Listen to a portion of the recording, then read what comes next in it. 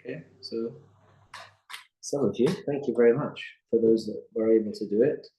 That will undoubtedly help you significantly in your attempt to gain the Bhakti Sastri certification. And just 10 minutes out of your day. Usually we have 10 minutes to spare. Just spend that little time reading a chapter of Īśopaniṣad. Very helpful. Okay, so we're on mantra 7. Sorry, Prabhu, there's a lot of background noise. Is the door shut for the kids club? It's shut now, but it temporarily opened. And, it may continue to open and close as we go through. Is this door open?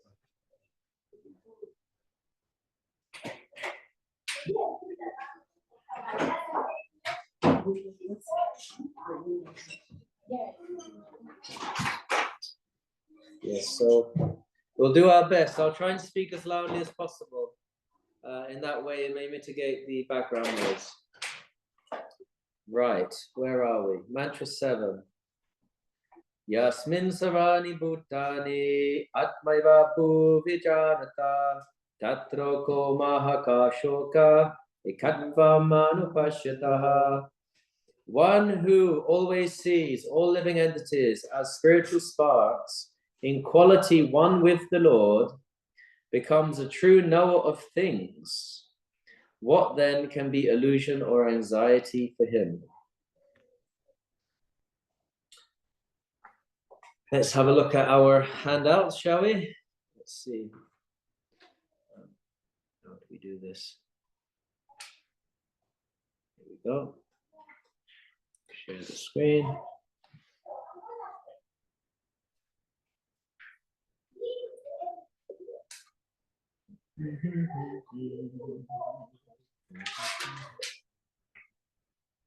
Here we go.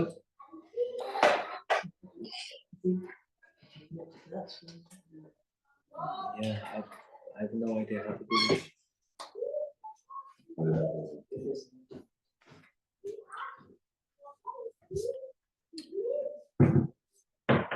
So the purport of this verse, so we can just go briefly through the purport by Prabhupada. In the meantime, we're trying to establish connection to the screen in this seminar room because I don't know how to do it. It will be covered access to it. Okay, maybe no one here knows how to do it. Prabhu, is Xander there? Yes, yeah, I am. The cable's in the cupboard and it's blocked off. But... Oh. I'll just slide. Okay, well, we'll just try to survive the best we can. Were there printed handouts? No? Was there a digital copy? Probably maybe they can join Zoom on their phone and see the PPT on there. If they join. That will create feedback on the sound. And I suppose if you put yourself on silent, you could join without audio. Yeah. Okay. Does everybody have the Zoom link? So you have to be muted. Okie dokie. Everybody muted? Good. So this verse is about the spiritual oneness of everything. As we were mentioning last week, the Upanishads particularly focus upon. Somebody needs to mute themselves, please, Sander.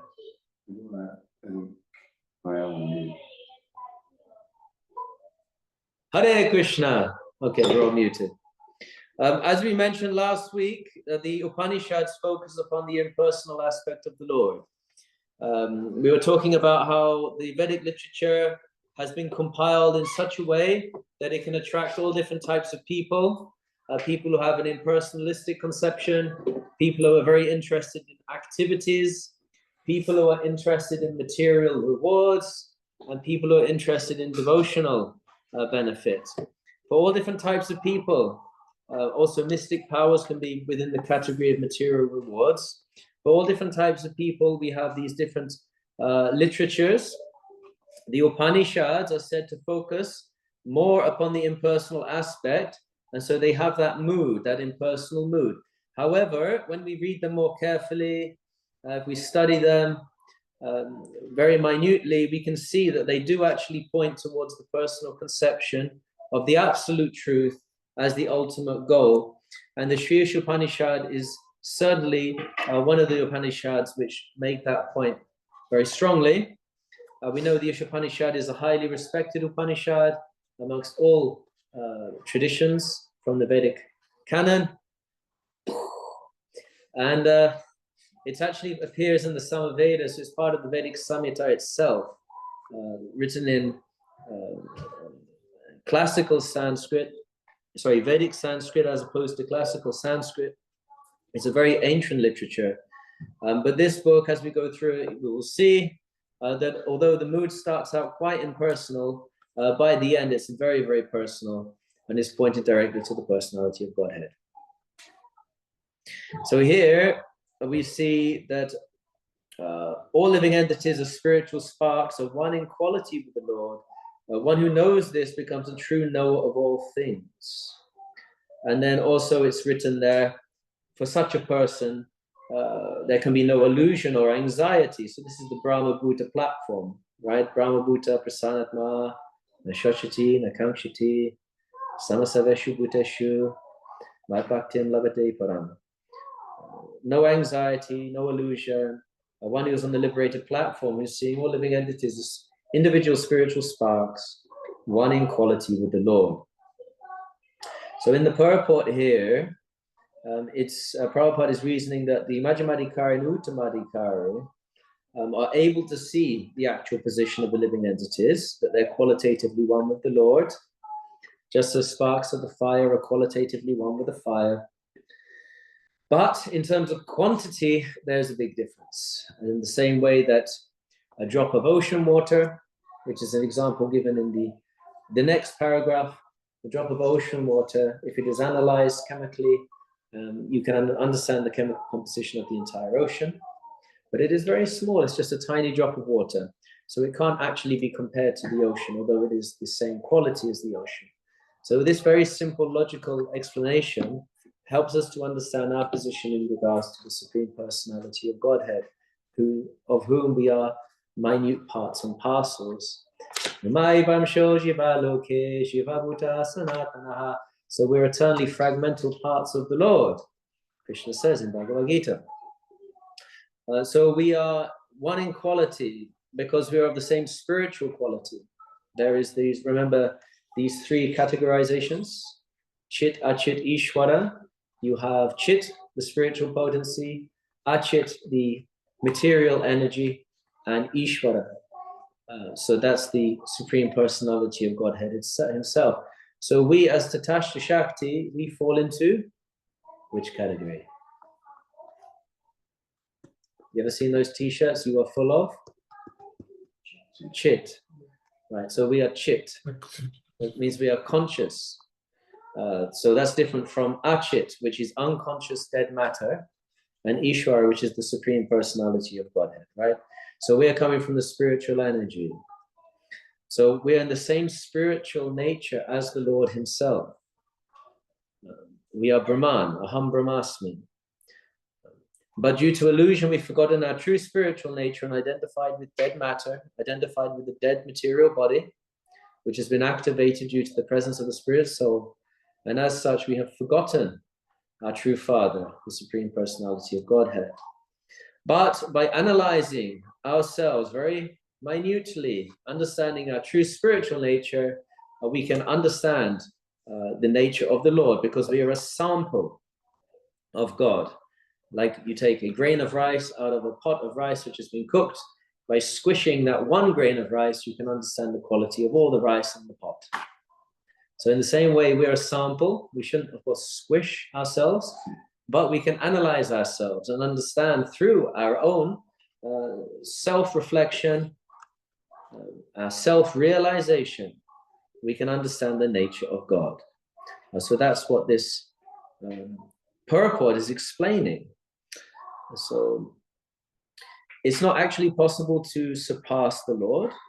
Srila Prabhupada is writing that we can never be greater than the Lord, and we can never be equal to the Lord, because he is so great in volume, in the same way that the ocean is compared to a drop of water. But we do have that qualitative equality, and that's very important. We have the same spiritual nature. Okay, so all living entities fall into that category, whether they are birds, reptiles, ants, aquatics, trees. They are all emanations of the marginal potency of the Lord. So therefore, there's no clash of interest. So that principle of oneness is very important, unity and diversity in unity. There's unity in diversity. We are all one in the sense that we are all part of Krishna's creation, part of Krishna. But nonetheless, we are obviously individuals too. Every single living being is not only an individual, but is a unique individual. And so that adds the variety and the beauty of Krishna's creation. It means there's unlimited possibilities of interactions, exchanges of rasa. So that's very important, that we are eternally individuals. At the same time, it can be understood that we're all part of one system. Like, for example, you take planet Earth. It's just one thing, planet Earth. You have different planets.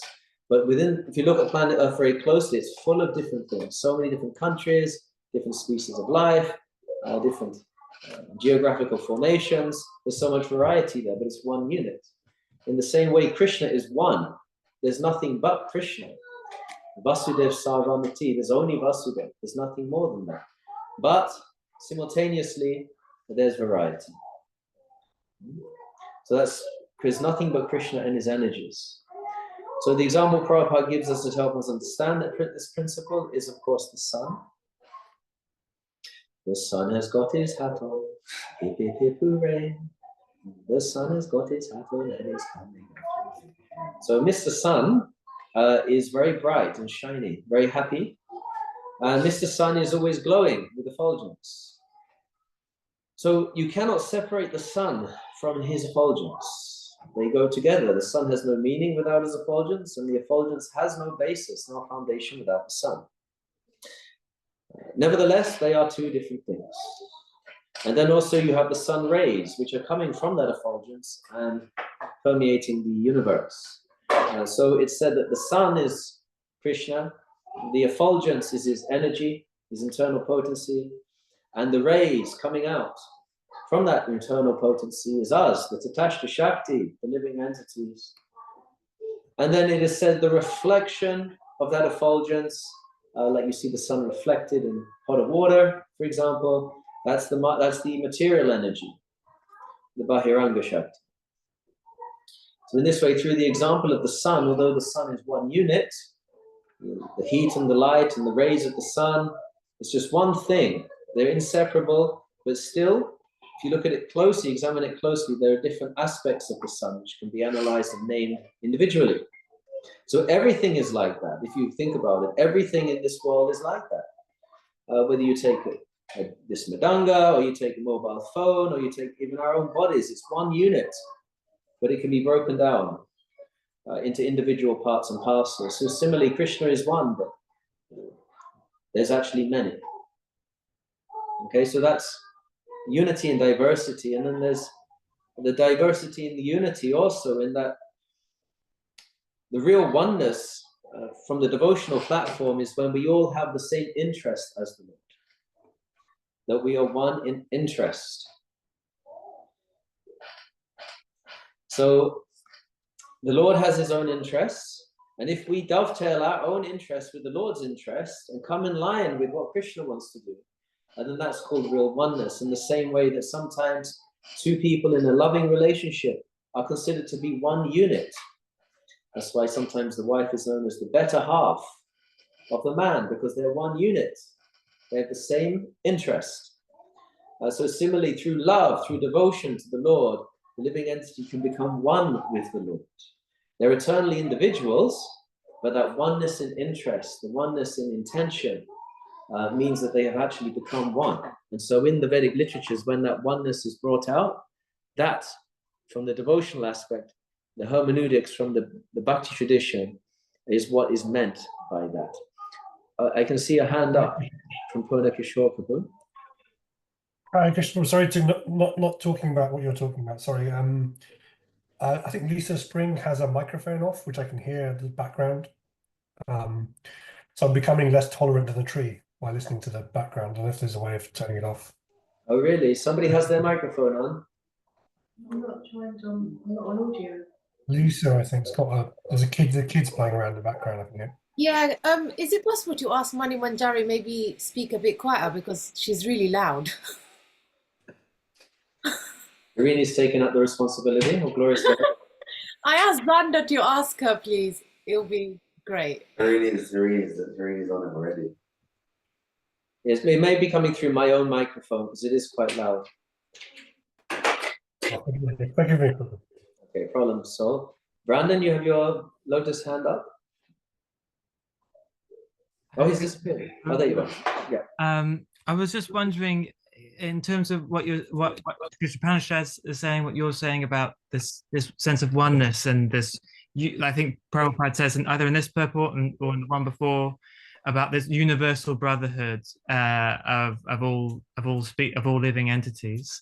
But I'm also wondering how, like, for some people who might read this, that they really like this, but then when it comes to like the designations of the three modes of material nature, say that, you know, oh, but then there are some lower species and there's some higher species, and there's in different countries that they're designated according to different modes of material nature. So that's a lesser country because it's got like more mode of ignorance or more mode of passion, and that's a higher country because it's so on one level maybe one could have this perception that yeah, we're all one, but also not we're all one, but we're all like connected to the same divine being inseparably, but also I'm better than you because you're born in a different situation, you know. Do you know what I mean? What do you think about that? Yeah, so yeah, there's dualities in this world because on the material platform there's never going to be equality. It's impossible. The only true equality is on the spiritual platform. So that's the only explanation. It's the only philosophy that can actually bring true unity. If we see through those eyes, the eyes of the Uttamadhikari, we're seeing everybody as equal, whether it's an elephant or a dog or a dog eater or a Brahmin. Right? And so it operates on that platform, showing respect to everybody. But when it comes to social discourse, social interaction, different people are differently affected by different modes of material nature, depending upon their karma.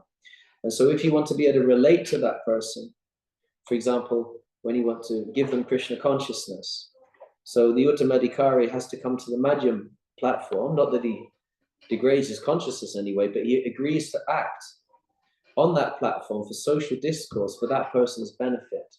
And so in that situation, it's useful to scientifically understand which modes of material nature will be the best to be utilized in this situation to affect that person's consciousness, to be able to relate to them. So that discrimination is useful. But the Uttamadhikari still doesn't look down on that person because he considers himself the most fallen out of everybody, and that everybody's in a greater position than him. So because we're always thinking from the platform of false pride, it's difficult for us to comprehend how that can be a reality.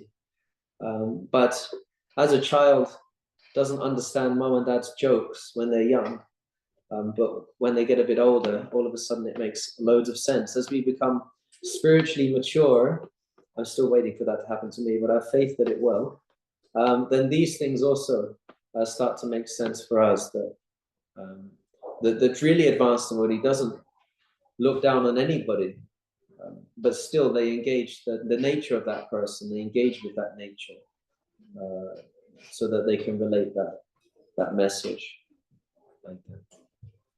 Wonderful, thank you. So you don't think that when the Vedas and when the Acharyas are, you know, when they talk about, you know, that sort of dichotomy between the the three modes of material nature and our bodily situation and our eternal spiritual situation. It's not like they're coming from a place of this person's, because I guess there could be some sort of scarring of looking at in terms of how sort of surface Christianity has acted, in terms of these are heathens, these are subhuman, and the only way that they're going to be, you know, treated equally or treated with kindness is if they join our thing.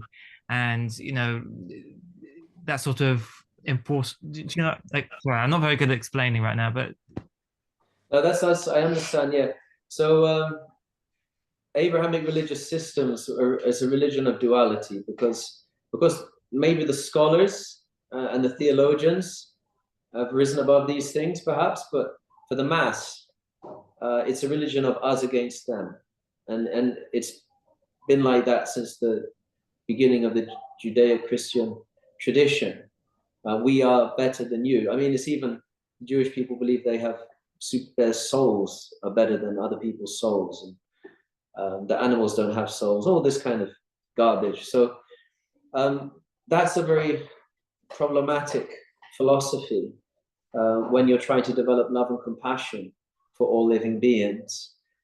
So it's got its faults, but you have to remember these are religions for Kali Yuga, designed for people who are operating. So at least they're following something, following some kind of principles.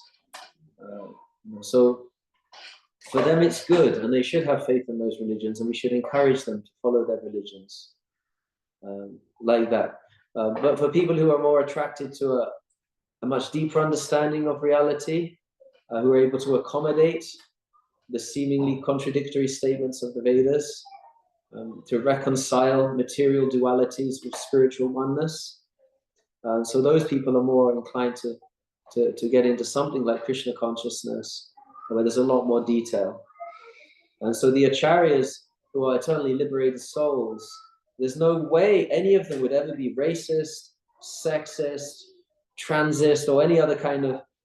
Transgender was a very common thing in ancient India. It's all, homosexuality was a very common thing. Tritiya Prakriti individuals were always there. They were never discriminated against. They had a place in society. Everybody had a place. And they were understood that they had a karma to work through.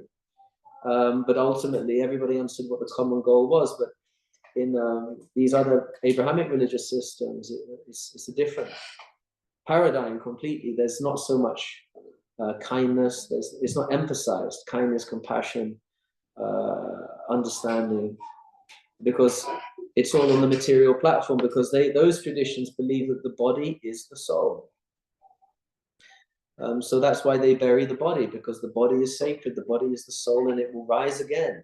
The body will rise again. So the body for them is the soul. So everything's on the bodily identificational platform. You know, so they judge you upon the color of your skin, your religious belief system, the country you're from, the family you're born in, because that's the kind of soul that you have. So the Bhagavad Gita kicks that out straight away, like, no, you're not your body. You're the soul. And explains exactly what the soul is. If you ever ask a Christian, what is the soul? They cannot tell you. I've asked many Christians, they have no idea what it is. And so in the end, they just, okay, one of them even actually said, okay, then tell me what it is, because they don't know. There's no scientific explanation.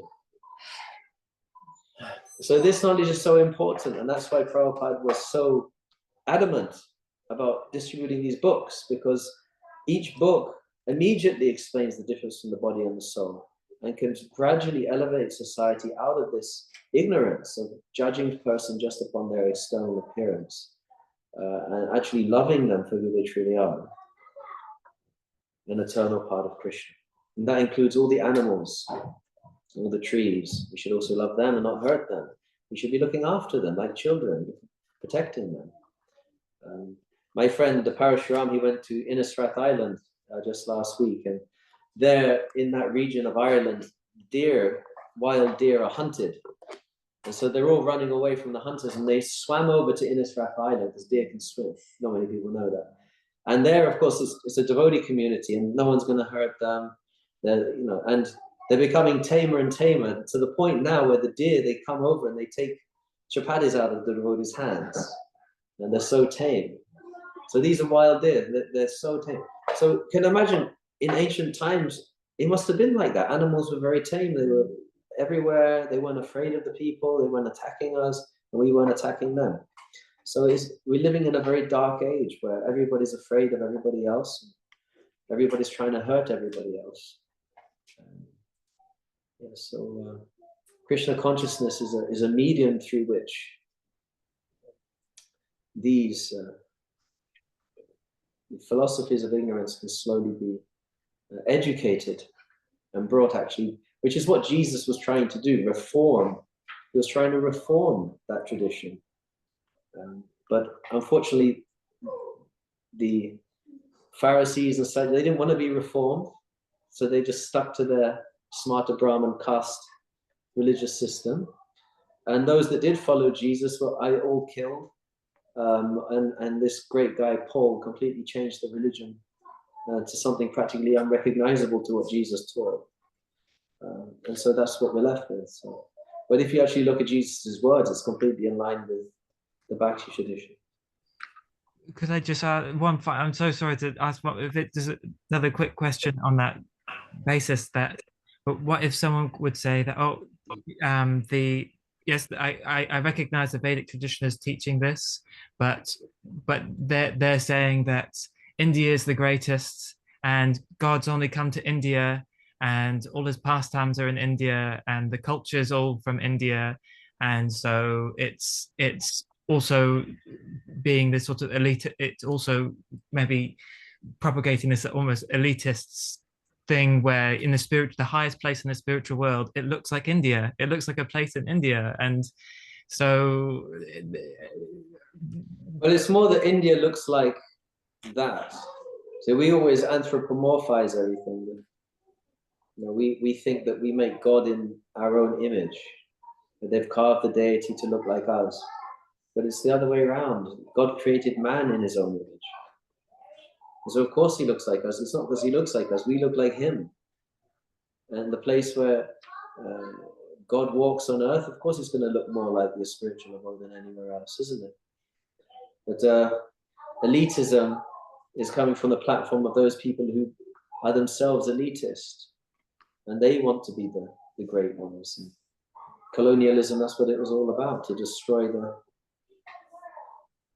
reputation of India, even make the Indians themselves embarrassed of their own civilization, which they were very successful in doing. And of course, there's a regeneration now, a resurgence, but it's going to take time. But this in itself, people who say those statements are themselves wishing that their country could be the greatest, that their religion could be the greatest. That's why they're saying it. A person who is truly with broad mind wouldn't be bothered about where the best spiritual tradition came from. What does it matter? Why does it bother you so much?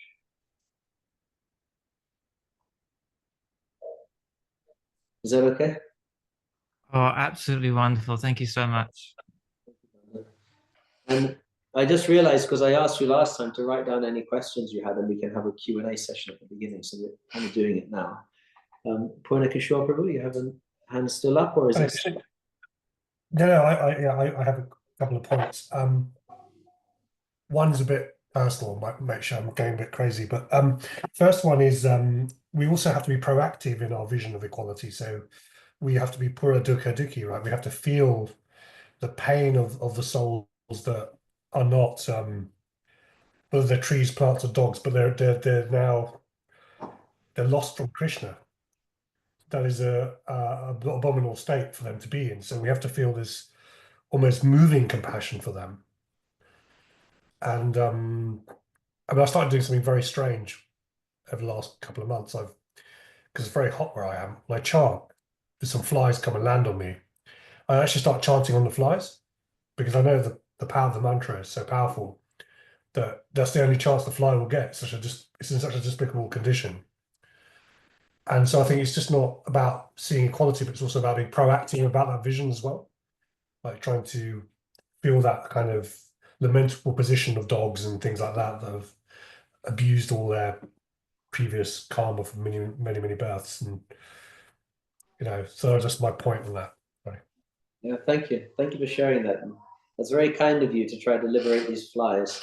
And then I'm sure that they won't appreciate it right away. But maybe when they look back on their past lives, once they've achieved the human form, then they'll be very happy about that. And that's great service. So I used to think it'd be really cool to be a fly on Prabhupada's face when he had some sweat. I used to think about that. But maybe I was completely crazy. I don't know. don't worry, I've done mad things like that as well. I bowed down to a squirrel once. Have you ever done anything like that before? Anyway, so the idea is that to become one with the Lord is to become one in interest with the Lord. You adopt his interest. What he thinks we should be doing, that's what we do.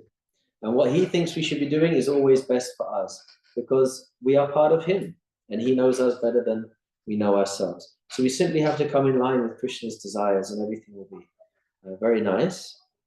Coming in line with the Parabrahman, and that's he's also Atma Bhuta, or the supreme person, the soul of all souls. So that's the vision of the Uttamadhikari. Okay, so let's go back to our handout.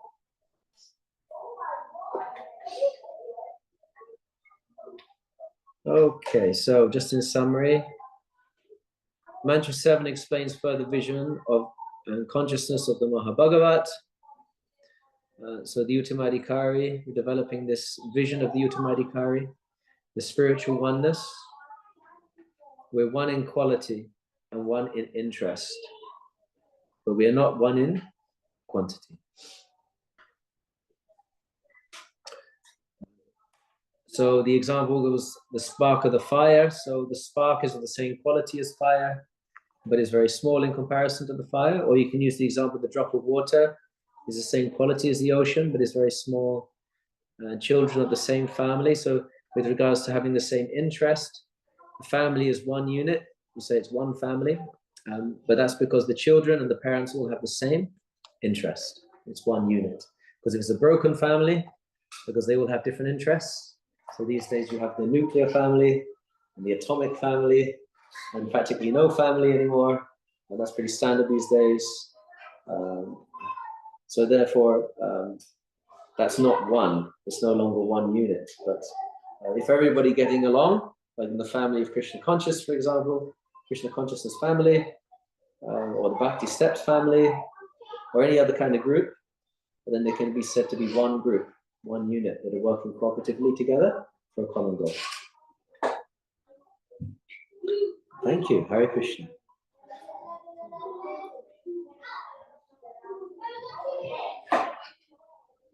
They're getting noisy again, aren't they? Whose turn is it this time to learn?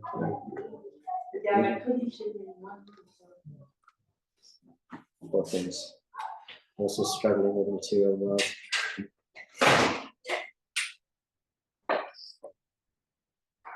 Learning of mantra 15. So everybody by now would have memorized the invocation, right? Om Purnamada Purnamidam Purna Purnamadachite Purnasya Purnamadaya Purnameva Vashishite. Right, you know that one, everybody. No. So the secret to learning mantras is every morning or every evening recite the mantra 10 times. It takes about, I don't know, 3 or 4 minutes. It really doesn't take long.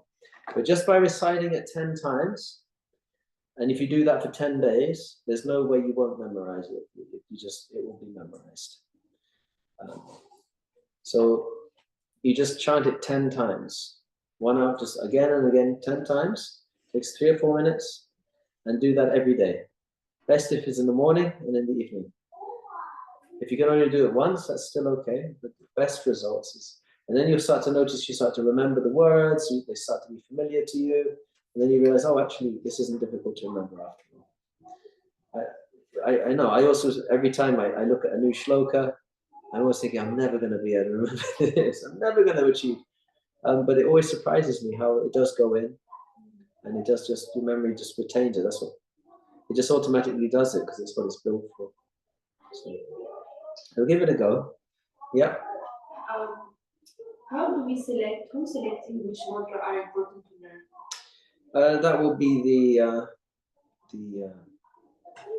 highly educated persons who are putting together this syllabus.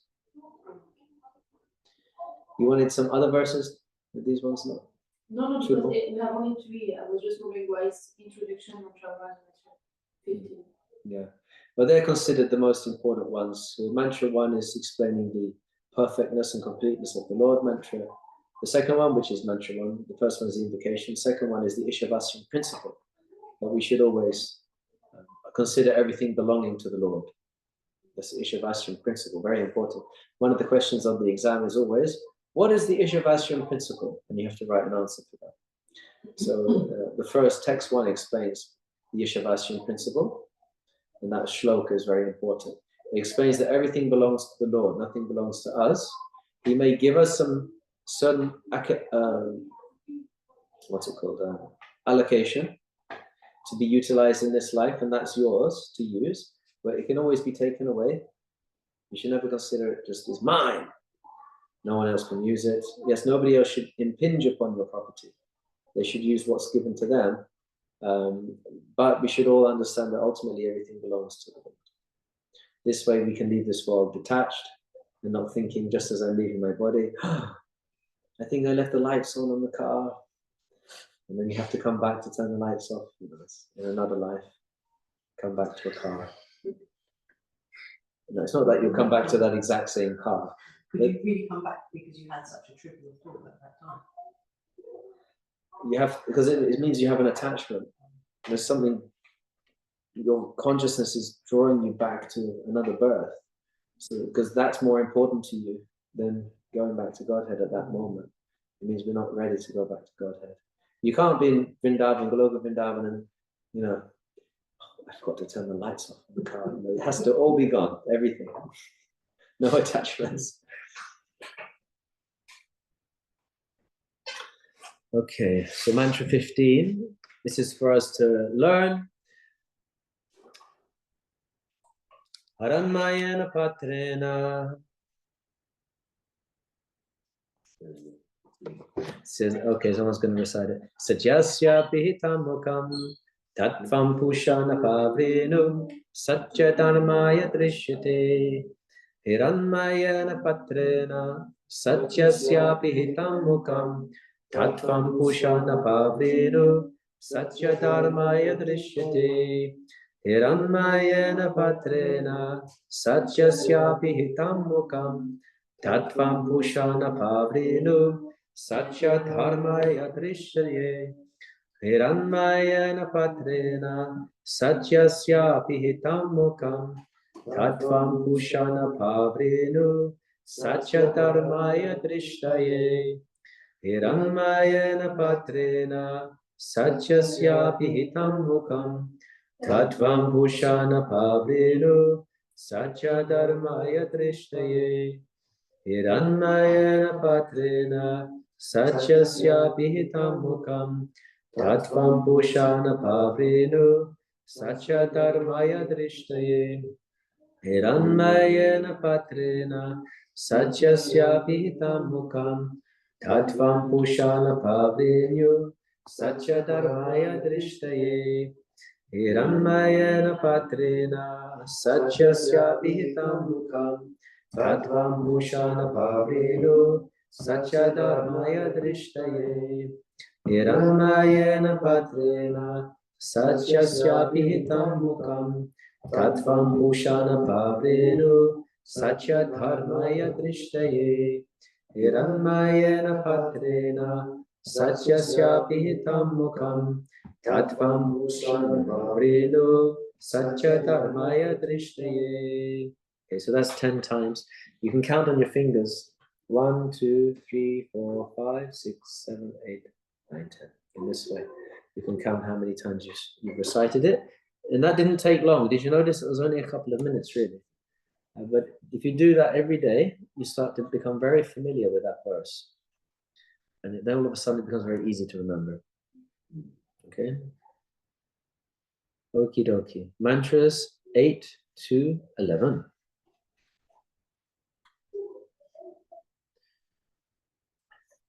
So mantra 8, how the Uttamadhikari perceive the transcendental qualities of the Lord. So the verse, the translation is as follows.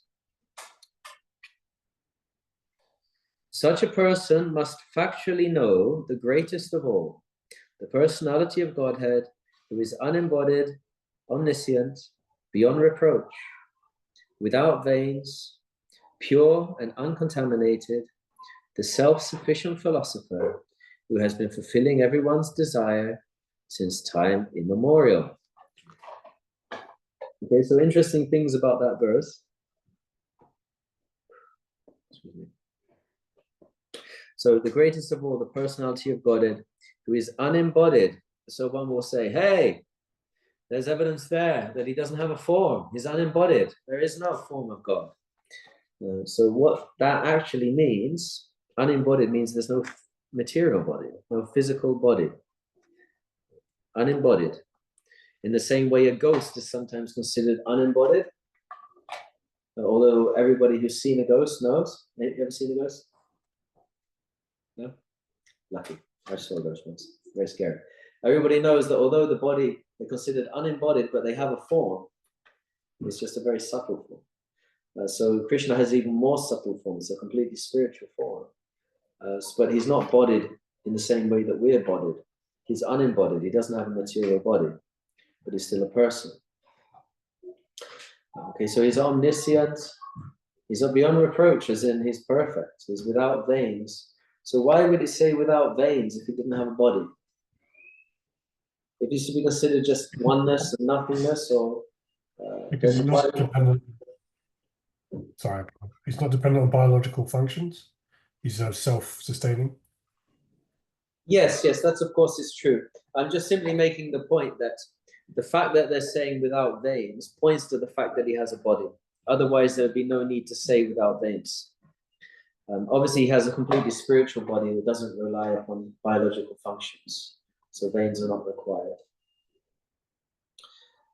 So pure and uncontaminated, the self-sufficient philosopher who's been fulfilling everyone's desire since time immemorial. Okay. So in the purport there, Srila Prabhupada points out that this text is very subtly insinuating about the form of the Lord. As we go through the book, we'll see the shlokas point more and more towards the form of the Lord. So Prabhupada is saying in the purport here about the Lord having his own transcendental form. This is really important because this separates us from all the impersonal philosophies of Shankaracharya. It separates us from some of the Abrahamic traditions who, although say that he may have a form, they have no idea about that form. Or for example, in Islam, they completely reject the form, even though there's evidence for him having a form in their own scripture. But Krishna has a transcendental form. It's not like ours. His form is not like ours. We are like him. So it's nothing like the forms of this material world, which have a beginning and an end. There's no birth, growth, maintenance, producing byproducts, dwindling and vanishing. Those 6 phases of anything in this material world don't exist in the Supreme Lord. He has his own spiritual form who's non-different to him, transcendental and beautiful in every way, eternal, full of knowledge, full of bliss. And in this way, Krishna's personality is expressed through his spiritual form. So in that sense, he's got a material, he doesn't have a material body, therefore he's not embodied. He's without body, without material body. Okay, so it is clearly said that he doesn't have veins and that he's unembodied because there's no difference between his body and his soul. For us, there's a difference between us and our body. For Krishna, there's no difference between him and his body. So therefore, how can you have a body if you are the body? It's just you. There's no separation. Whereas for us, we're embodied because we have a body. When we say we have a body, it's because the soul, we, has a body. is different from us. So it's my body because it belongs to the soul, right? So Krishna isn't my body, his I body. It's he doesn't have a body, it's just him. Does that make sense? It's just Krishna. His form, his spiritual form is him. There's no separation between him and his form. So therefore he's unembodied. Does that make sense? When we return to spiritual world, though, is there still a separation between our spirit souls and the body that we attain there? No, we would also develop our original spiritual form, which is undeveloped at this point. And then so then it becomes very easy because it's not that we have to send a signal from our brain and the body acts according to three modes of material nature. And we have to train ourselves to do things. It's just whatever you want to happen, the body just does it immediately and perfectly without any tiredness and without any mistakes. It's a spiritual form. So it's a much higher quality, obviously. So that would actually be us. Okay. Yeah. And the beautiful thing about having a spiritual body is that you can even change form according to your taste that you want to experience. You can even change. The body automatically changes to accommodate the emotional exchange you're having between yourself and the Lord.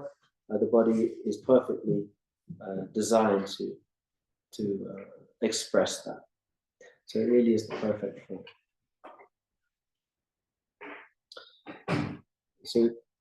So Krishna is unembodied. He's not forced to accept a material body like we are. There's no difference between his body and his mind and him. So his body is Satchit Ananda. Our body is Asit, Achit, and Nirananda. It's temporary, it's full of ignorance and miseries. Okay. And so this purport talks much about the Archa Vigraha, or deity worship, that the deity is also a form of the Lord. And so the biggest and most common argument against that, or people will come up with what do you call it? People have a problem with deity worship. They say, well, the deity is made out of material elements. It's made out of stone, or it's made out of wood, or it's made out of crystal, or whatever you made the deity out of.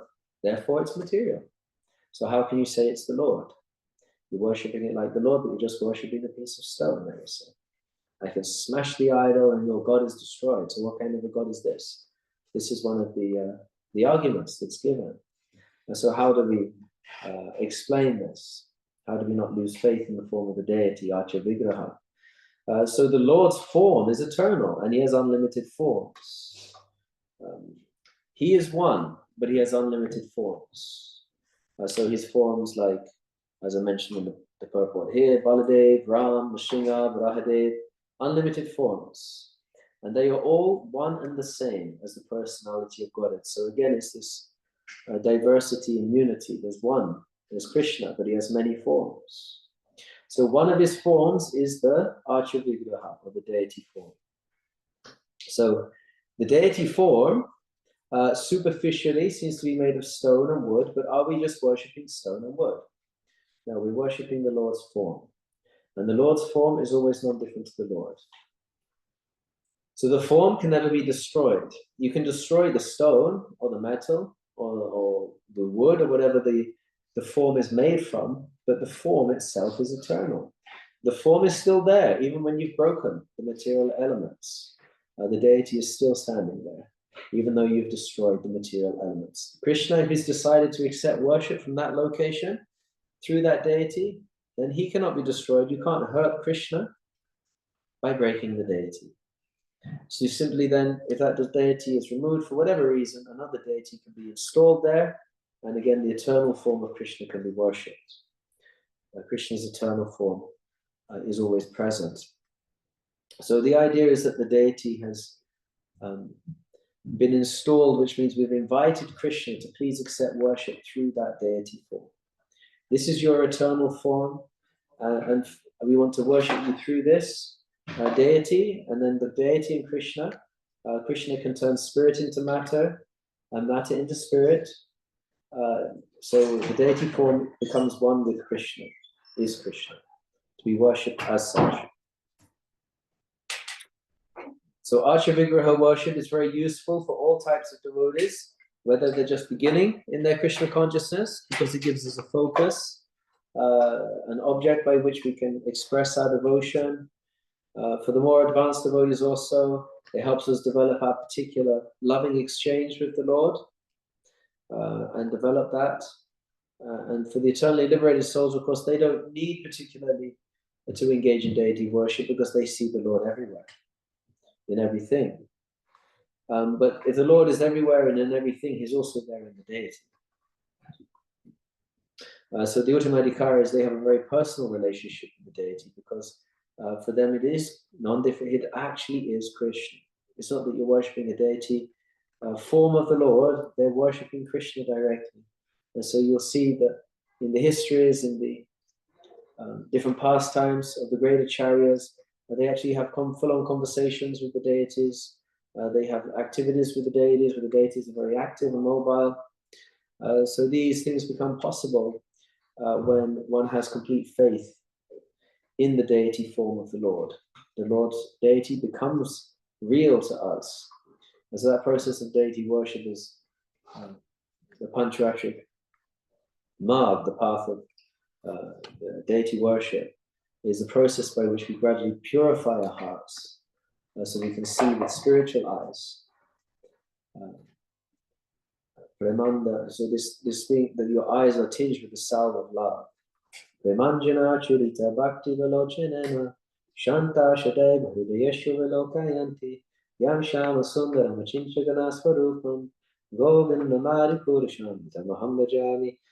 So the person whose eyes are tinged with the salve of love, when they look at the deity, they don't just see the stone or the wood, they see the Lord standing there. He's actually standing there. They see Krishna as they remember him, as they, in their meditations, in their trance, they see the Lord standing there because the Lord's form is eternal. So they're seeing the form. They're not just seeing the material elements. So part of Brahman realization is separating form from substance. Form from substance. So being able to see the essence of everything and not focus upon the form. So that's an elaborate subject, which is very important. So for example, a Brahman realized person, when they look at the wall, they don't just notice the shape of the wall and the color of the wall, they will notice for them it will be what's the quality of the wall, the strength, the rigidity, they'll notice the hardness of the wall, seeing the quality, not just being enamored by the form. So that's very important to break our attachment to material illusion. And so understanding that all qualities are emanating from Krishna, we can spiritualize those qualities and start to see Krishna everywhere. That's Brahman realization.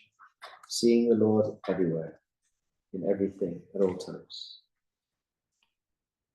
So similarly, the Lord is there in the deity, whether you're Brahman realized or Bhagavan realized, it's still the Lord. In deity worship, one of the practices is to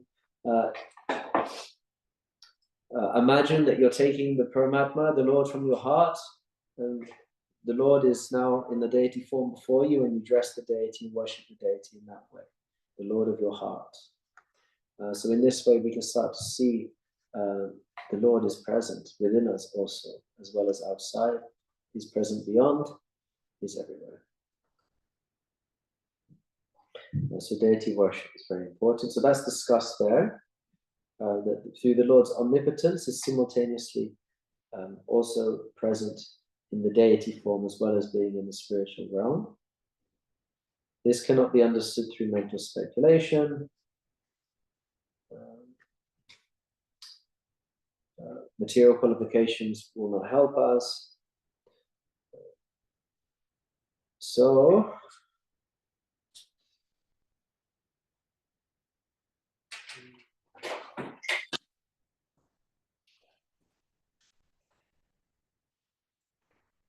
And at the end of the purport there, it's explained that the Lord is self-sufficient.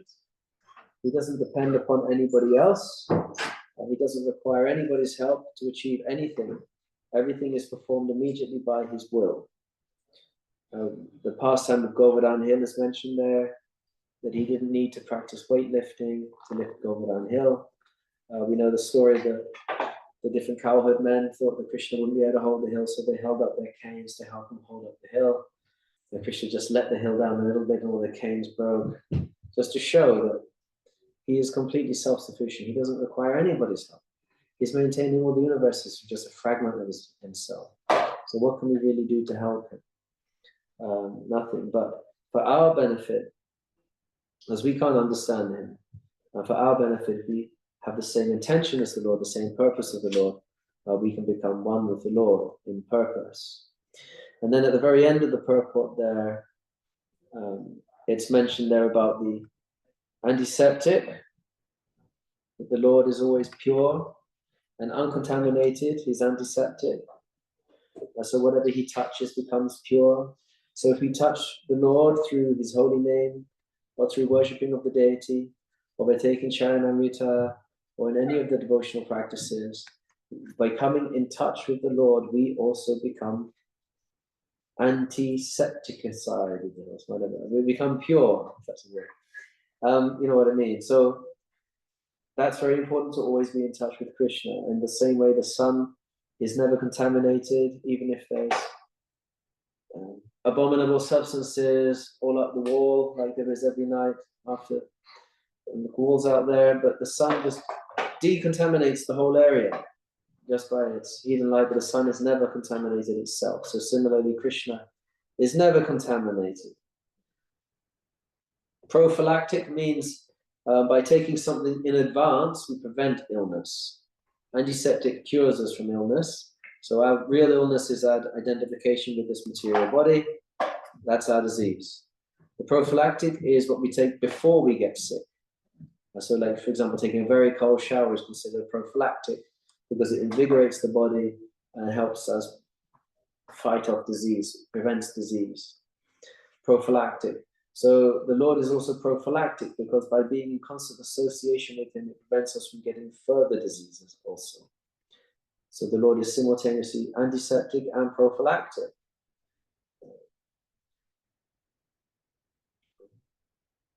So the Lord's association is so powerful that even if devotees are still seen to be sinful, performing activities due to past habits, every now and then having problems, we should understand that as long as that person stays in Krishna consciousness and is in the prophylactic association of the Lord, eventually they will become purified. So we should be careful not to be too judgmental or point the finger.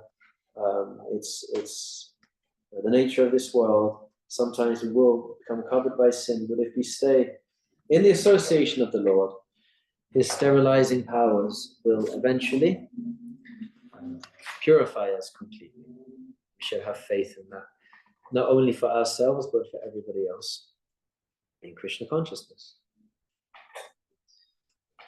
So just in summary there, mantra 8 is explaining the transcendental qualities of the Lord, received by the Uttamadhikari.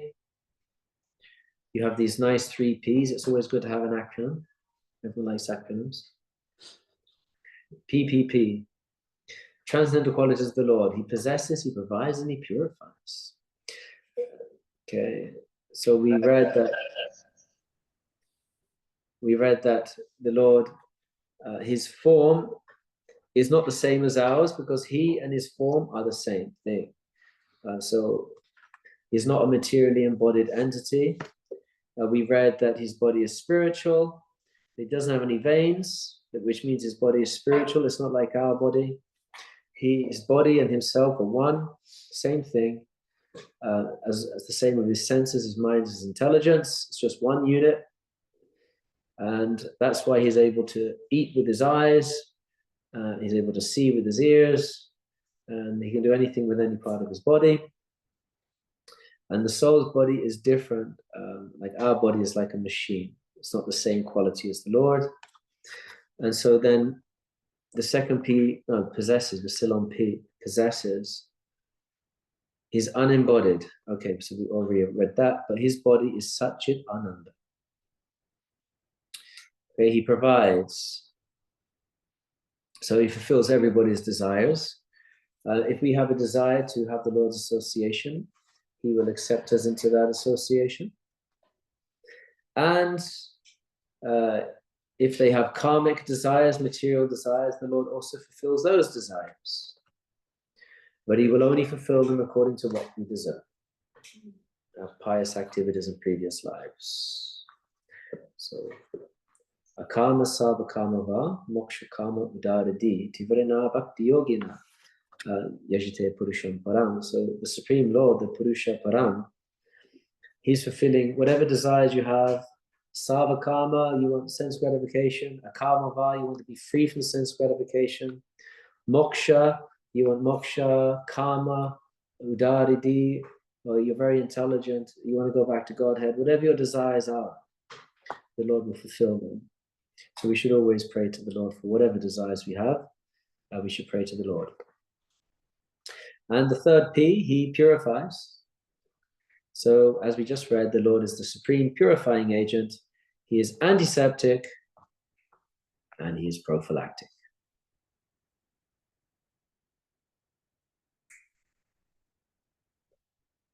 So, are there any questions on that unit, that section? I guess I was just going to make a simple point that when you break down the deity, I mean, it's basically Krishna is made out of Krishna. You don't want to don't break down the deity, please, whatever you do. I'll have to beat you up if you do that. Yeah. But it's Krishna is made out of Krishna, so because the material energy is Krishna. So you're actually just, it's your perception that's being affected, not Krishna. It's only the disturbance of the perception. Because you're saying, obviously, the achit, the material, is part of the Ishvara, right? So, that was my point. I remember the other point. Yeah, very nice. Everything was Krishna. So. Right. Prabhu, I had a question. So my question is based on the purport where Prabhupada mentions that Shu Durachar, where devotee seems not well behaved. But it's just, I was thinking, we're not on the platform where we can, well, I'm talking about myself, can see everyone equally. So how do we overcome that so we don't cause Vaishnava Parad? So the Madhyamadikari has been prescribed these 4 different types of perspective, that we worship the Lord, that we make friends with the devotees, we're very kind to the innocent, and we avoid the demons. So the Madhyamadikari platform is we're allowed to engage this discrimination according to the type of consciousness they have. So that's very important. And that's useful for the preaching mission. And then within those categories, within the devotee category, then you have different types of devotees also. So learning to utilize that discrimination is very important for us so that we can better express the message of Krishna consciousness. Does that make sense? Yes, Prabhu, thank you. Oh, yeah. Just on that point, I mean, I was asked a similar question recently, and I think we have to realize that in our movement, people come with infinite karmic history, when they've been like a scorpion and they've been a lion and different things in their previous lives, and these things haven't been subdued yet. So when they're meeting each other with these different karmic signatures, and parts of their subtle body and psychophysical nature are driven by these different things which they can't control. It's just the nature they've been given, not purified. We often get friction, but we have to realize that that's just part of the eternal journey of this soul that's just been lost for so long. And then therefore we always have to try and be compassionate towards that sometimes they can't control it because their nature's too deep at the moment. And so you just like got to kind of just lean back and go, that's just your point of purification, and your subtle body's still quite powerful, and that's why you're creating offenses. So just don't get engaged. They're creating offenses, just kind of realize it's part of the conditioning that still hasn't gone yet, with that sort of deep compassion for it. Yeah, I suppose that's yeah, that's probably bringing out a bit more of what Divadachi Gaurangi Maharaj was getting at, is how to deal in different devotee relationships when it's not always easy. Actually, it can be really difficult at times, and practically even impossible. So it's about choosing that association wisely with those that you do have some common bond with, or you have some compatibility with. Compatibility is natural. It's not that we should just, you know, they're a devotee, so I should become best friends with them, even though we just have no compatibility at all. No, that's not actually intelligent. Even in the spiritual world, there's compatibility. That's why there's different groups of gopis and manjaris. They all have their own groups, because those who have a common mood, they get together so they can serve together. So it's only natural. It's not considered that that's just a sign of our spiritual immaturity. It's, of course, we will naturally be drawn to specific association. And so we have so many gurus who can express different types of attraction and attract certain types of people. And that's very good. We should have that variety. And so then also within the devotee community, we'll be naturally attracted to sanghas with people that we have compatibility with, and that will help us very much move forward in Krishna consciousness. And if there's devotees we're just not compatible with at all, then we just maintain a respectful distance. The main principle is respect. We should respect everyone, but particularly the devotees. And although what they're saying doesn't make any sense to me, and to me it seems completely ridiculous, actually, but I still respect them as devotees. If I'm in a position of authority to be able to point out what I feel is not correct, then you can do so. But if you're not, then we shouldn't confront people about things that we feel is wrong. Rather, we go to their authority, or we speak to our authority first, and our authority may speak to their authority. And in this way, we can use the correct etiquette to bypass unnecessary harsh dealings between the devotees. It's always better to speak to somebody who's your mentor or somebody you respect on that level about these things, to give you an external perspective, and not just go to people who you want to, yeah, you're right, you know, yeah, you shouldn't take, you should go and do this and say that, or you can internet them and, you know, you do something to them. No, we should go to a cool-headed person who's, you know, in some spiritual stature, and ask them, what do they, you know, this happened to me, what do you think I should do? So that's what our mentorship system is really for. You have that reliable person, stable person that we can go to in our times of instability. And that can help us navigate those dangerous situations before we make offenses. Is that okay? Yeah, thank you. Harini, you had a question. Yeah, you said we should come in line with Krishna's desire, but then you said also that we should also say to Krishna all our desires. And we should express our desire to Krishna. So how can we do both? Yeah, so what's the prayer of the devotee? What's in the Shikshashtakam? You know, whatever. Yeah, I don't care. I just want to be your devotee. Just please, my prayer is, just do with me as you will. That's my prayer. So that's Prabhupada's prayer on the Jaladuta as well, right? You know, I don't know. Just make me dance as you like. So that's the prayer of the pure devotee. So we may not be on that level yet. So our prayer may be tinged with materialism. But whatever our prayer is, it's still best to focus that prayer to the Lord. And gradually we become purified as the Lord reciprocates with our prayer, fulfilling our desires, but in a way that kind of teaches us not to be materialist. In that way, we become purified from these materialistic prayers and start to offer real prayers, like Prahlad Maharaj's prayers. Just please use me as your instrument so I can help others, things like that. Does that reconcile the contradiction? Great. Anybody else? Zanda. Yeah, just because knowledge of Israel, the Īśopaniṣad people that are very advanced can speak with Krishna And so you were saying, the Lord's present everywhere. Is he somehow more present in the Archa-Vigraha form if these advanced devotees communicate with the Archa-Vigraha form rather than outside trees? So if the Lord has agreed to appear and interact through the deity form, then you'll just go for that, right? You're not going to reject and say, oh no, I'm not going to talk to you, I want to talk to you through this tree instead. No, so the Lord usually interacts through the deity form, and so the pure devotee immediately reciprocates with the deity. But the Lord could appear from the pillar, like Nrsimhadev, or in anything. So I heard Moses saw God in the form of a fire, for example, a burning bush. And so God can appear in any form he likes. But if the Lord prefers to reciprocate through the deity form, after all, you have been worshipping that deity for so many years.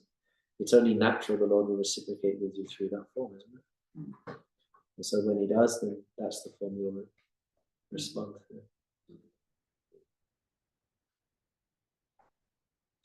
Well, I hope that will happen to you one day.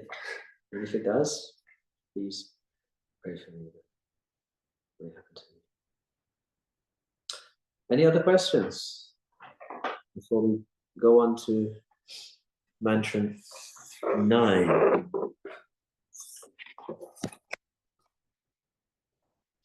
We don't. Mantra 9.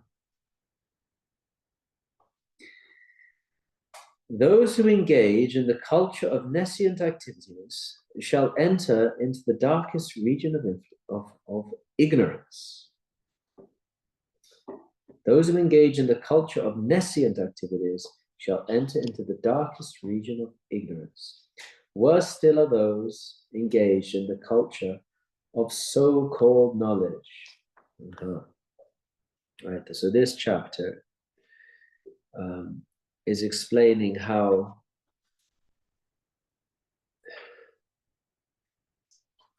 it is bad to be engaged in ignorant activities, but even worse than that is to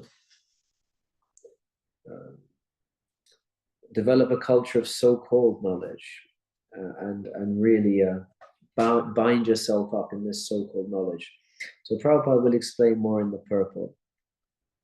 So that avidya or ignorance is undoubtedly dangerous, but vidya or knowledge is even more dangerous when mistaken or misguided. So the idea is that, for example, Bhagavad Gita is great knowledge, but if it's used for demonic purposes, then that's called misguided use of knowledge. So that's actually very dangerous. That's more dangerous than just being ignorant. It's better to just be ignorant rather than utilizing knowledge for nefarious purposes.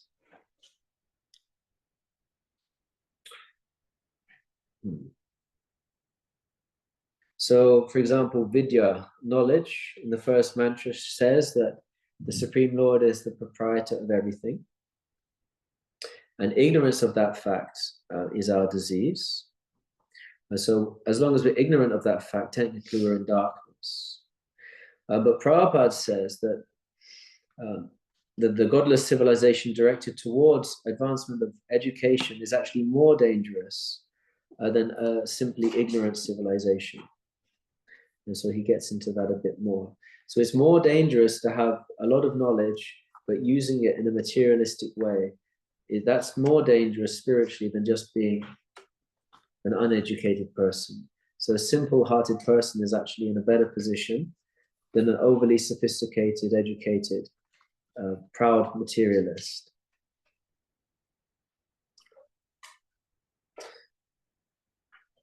So sense gratification is the basis of civilization. Srila Prabhupada uses the word muda or asses. So the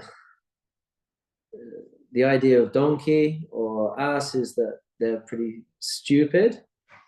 And so due to ignorance, avidya, a lot of people may be in that category. But more dangerous than that are the people that are highly educated and using their education in a wicked way. And so we know from the Bhagavad Gita these 4 types of persons. What is it? Maya person, You know the verse? yes, was forgotten. I know the 4 types of people. So it's the hard-working donkey, and then it's the social politically advanced and second category, and then the third category is the ones that think they have so-called, like the poets and philosophers who think they're very, very smart, and finally it's just the demons who deny God completely. That's right. So that's right. So in the Bhagavad Gita, in the 7th chapter, that's spoken about. Mayaya pritigyana soram bhavamashvita, that verse. So on page 58, Prabhupada brings that out. That the Vedavadarata and the Mayaya pritigyana, basically known as mundane educators, because we hold educators or academics in very high esteem.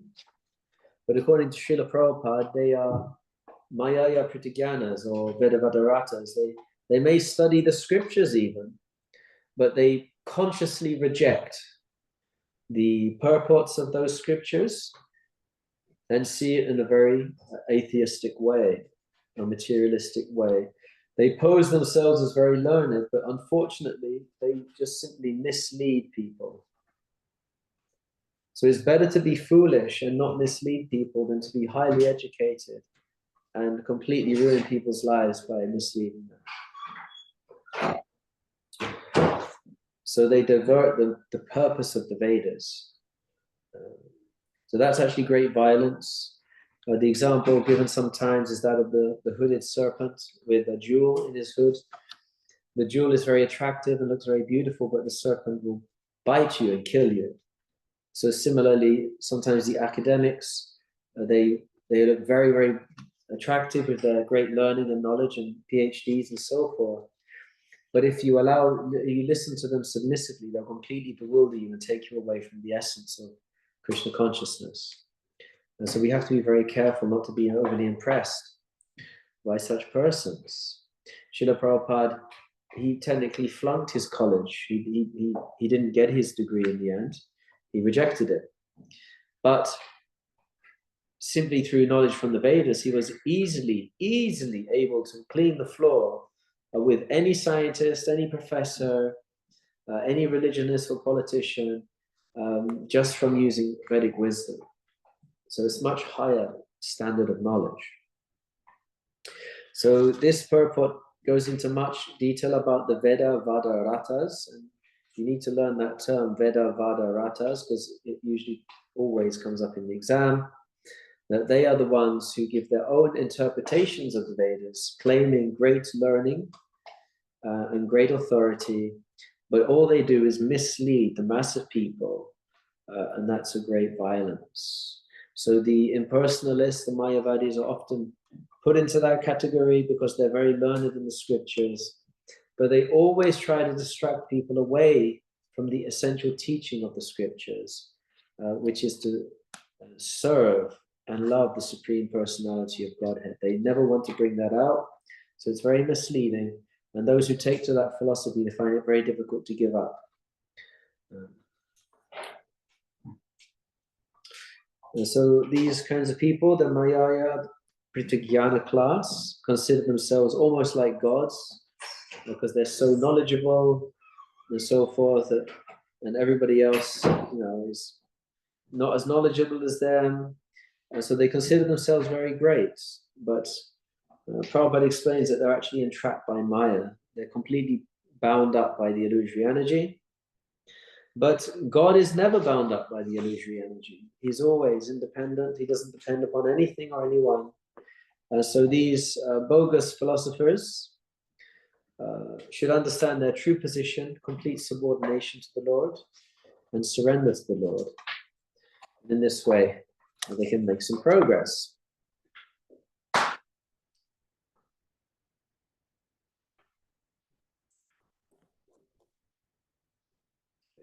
Sharing the screen.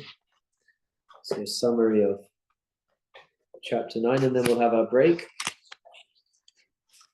Come back for chapter 10. So chapter 9, we have is the results of cultivating ignorance of false knowledge about the Lord. And the true knowledge is to know the Lord as the supreme proprietor. So that's the Īśopaniṣad principle. The Lord is the supreme proprietor. And avidya, or ignorance, is forgetful of the Īśopaniṣad principle. So that's pretty simple, isn't it? 4 types of ignorant people. You have the materially ignorant, materially knowledgeable, the Vedavadaratas, and the Mayaya Pritijnanas. So materialists and the pseudo-spiritualists. And so the materialists are either ignorant or educated, and the pseudo-spiritualists maybe learn in the Vedas, or they speculate their own system of philosophy, and they are pseudo-spiritualists. Okay. Then we have this, so one of the categories of materialists is they are materially ignorant. So the sense enjoyment is their main goal of life. They are considered quite stupid, like donkeys. And that's most of the population, unfortunately. We know the story of the donkey and the carrot. The donkey just keeps working, hoping he'll get the carrot, but we all know that it doesn't really get the carrot. And then you have the materially knowledgeable, so that's your average educator. And then, so wolf in sheep's clothing is the picture there. So they may bewilder you with their educational knowledge, but actually they're just misguiding you. And then the pseudo-spiritualists, which Prabhupada mentions, the Vedavadarata. So remember, that's the person who knows all the Vedas. However, they're just misguiding their students to the goal of sense gratification. So they're very dangerous. And the Mayaya Pritijnanas, which is usually impersonalists, they are, although bound up by Maya, consider themselves to be like gods. And so, yes, we need to be careful to avoid these different types of ignorance.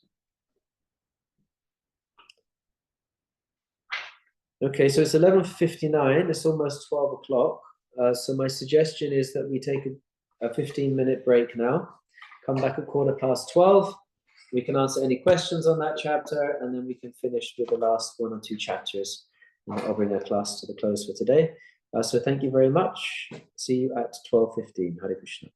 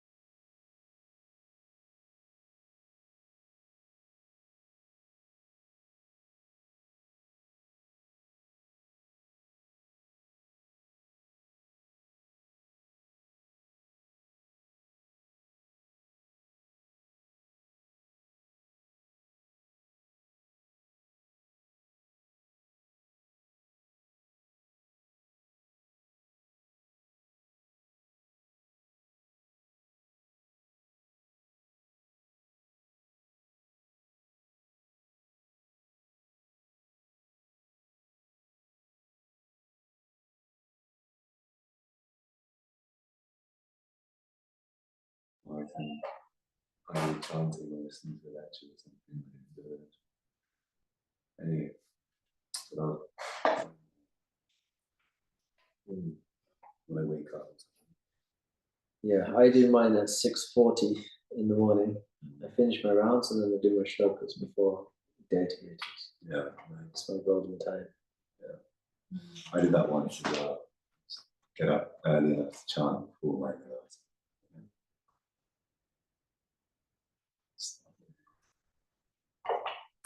We've managed to catch up because Vamsi Dari did the first class and he was supposed to do 4 verses, but he only did 1. So last week I did all the some of the extra ones, but there's still need to catch up. We need to do 2 more chapters today, chapter 10 and 11. And so I'll try to achieve that.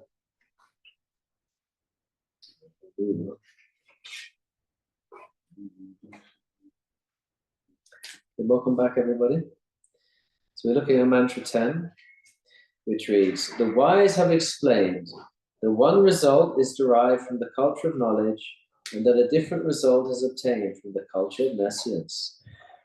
So as we were reading just before, we can be uneducated and simple, or we can be educated and wicked and mislead people, including ourselves. So these different types. So the results derived from the culture of knowledge. You can educate yourself. It's not bad. It's just there will be a different result depending upon if you're applying the culture of knowledge and the culture of nescience. Right. So in Bhagavad Gita, chapter 13, in the purport here, Prabhupada is saying that one should cultivate the culture of knowledge in the following ways. Number 1, one should become a perfect gentleman and learn to give proper respect to others. 2, one should not pose himself as a religionist simply for name and fame. There's quite a lot. 3, one should not become a source of anxiety to others. 4, one should learn forbearance even in the face of provocation. That's a difficult one. 5, one should learn to avoid duplicity in the dealings. 6, one should search out a spiritual master. 7, one should approach the platform of self-realization by following the regulative principles. 8, one must be fixed in the tenets of the real scriptures. 9, one should be completely refrained from practices which are detrimental. So all of these 18 items are the practical application of spiritual life. So by following these 18 items, that is a process. And that's our system of self-realization, of liberation. So that's considered the culture of knowledge. The culture of knowledge is when we're following a system which is based on truth. That's the culture of knowledge. So these 18 principles are from the scripture and they are for our eternal good. And so if you follow that, then that's considered we're living a culture of knowledge, because you have to live by some kind of culture. We have to have some kind of lifestyle that we follow. And for the majority of people, we just follow the lifestyle which everybody else is following and do what everybody else is doing. And that's our culture.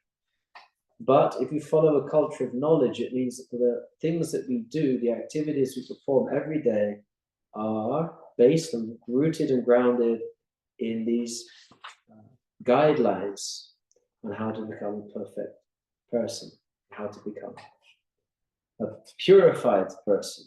So all of these activities are purifying us and helping us advance. So that's a culture of knowledge. Because everything that brings us closer to Krishna is knowledge, and anything that doesn't take us closer to Krishna is ignorance. So following a culture that brings you closer to Krishna is a culture of Knowledge. And following a culture that doesn't bring you closer to Krishna is following a culture of ignorance. Yes, please. Sorry, point 14, it says being attached to family and home. Yes. What about when detachment from that can actually then cause a source of anxiety? to those people. How do you resolve that? Yes, so being detached doesn't mean that we give up our responsibilities. That's very important. So like Arjuna was saying to Krishna, I just want to detach from all of this and go to the forest. Krishna says, no, be detached, but do your duty. So if you do your duty, then nobody will mind, because all the things you do, such as picking your kids up from school, cooking for them, making sure they're tucked in at night, reading them a bedtime story, waking up in the morning, making their breakfast, all these things you do, right? You still do.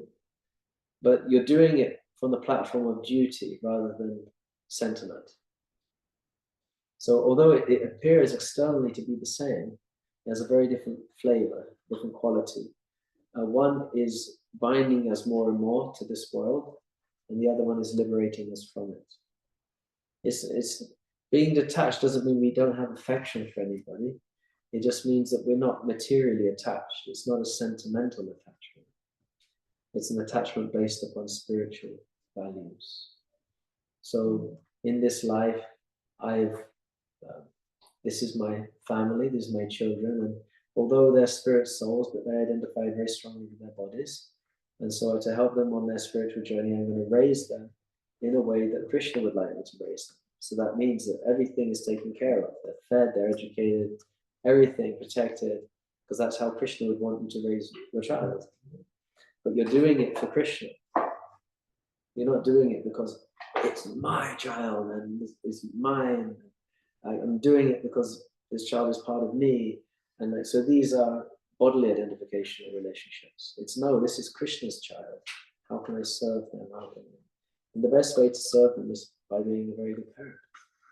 So externally, it's exactly the same. In fact, it can be even better.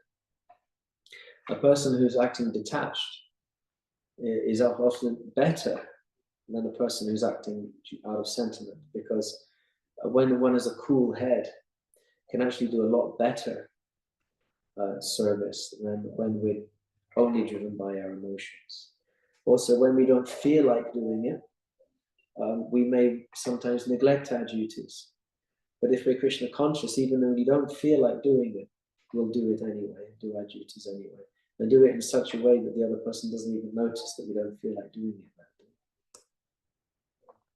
Because we're operating on a higher principle of duty for a higher cause. Does that make sense? So detached doesn't mean just, oh, I'm aloof and I don't care anymore.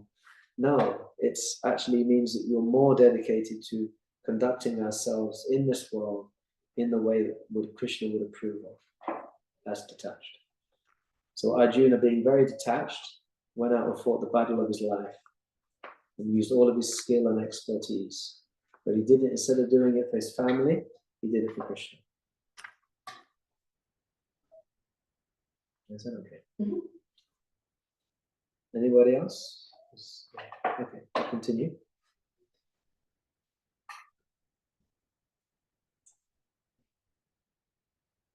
Right, so Prabhupada again here is hammering away at materialistic knowledge that by this education, humans are being turned into animals. Often regarded universities as slaughterhouses, because that sounds very harsh. But the principle is it's teaching us materialistic consciousness, making us into production units for consumer society to exploit. That's what university does to us these days. It's not about opening your mind, thinking more broadly, questioning things, because the government doesn't want you to question. The big business doesn't want you to question why things are the way they are. They want you to cooperate with them.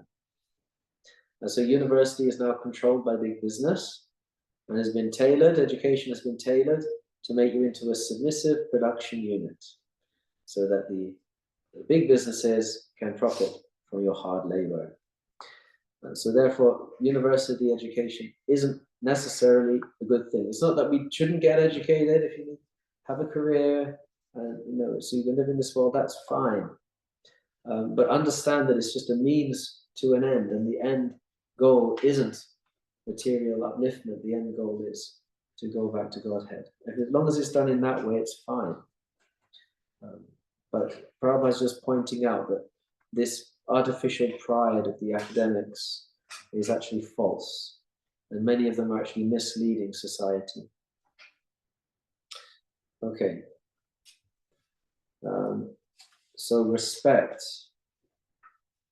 Vedic culture, the very foundation of it is respect. That's what a lot of people get worried about when we talk about Varnashram, but actually the very foundation of Varnashram is respect. We should respect everybody. So universities don't necessarily teach us that we should respect everybody. There's a lot of animosity in the social and political fields and in religion as well because of this. In fact, other religions will disrespect other religions, thinking they're inferior, and so many other types of divisions, social divisions, political divisions.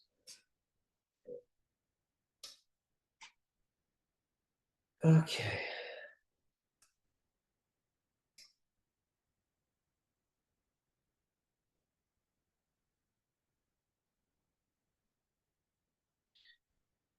So Srila Prabhupada here is explaining how at university we're taught about concepts such as nationalism and other ways to separate us. But all these demarcations he considers a waste of energy. As long as we're cultivating materialistic knowledge, we're simply wasting our time. The university should be teaching spiritual knowledge. Atma-tattva. So this chapter, really, the purport is about misuse of education. That real knowledge is exhibited in the perfect behavior of a realized person.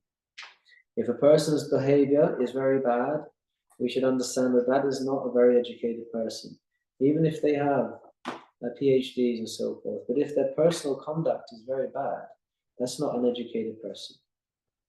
And so, whereas a devotee may not have any education, but his conduct is very, very nice and pleasing and pure, then that's a person who actually has wisdom, is wise in this world. A sober person.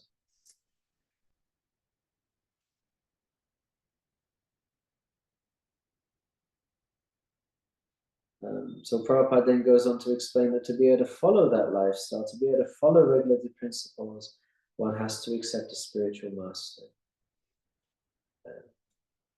We can't just expect to go and learn all about it.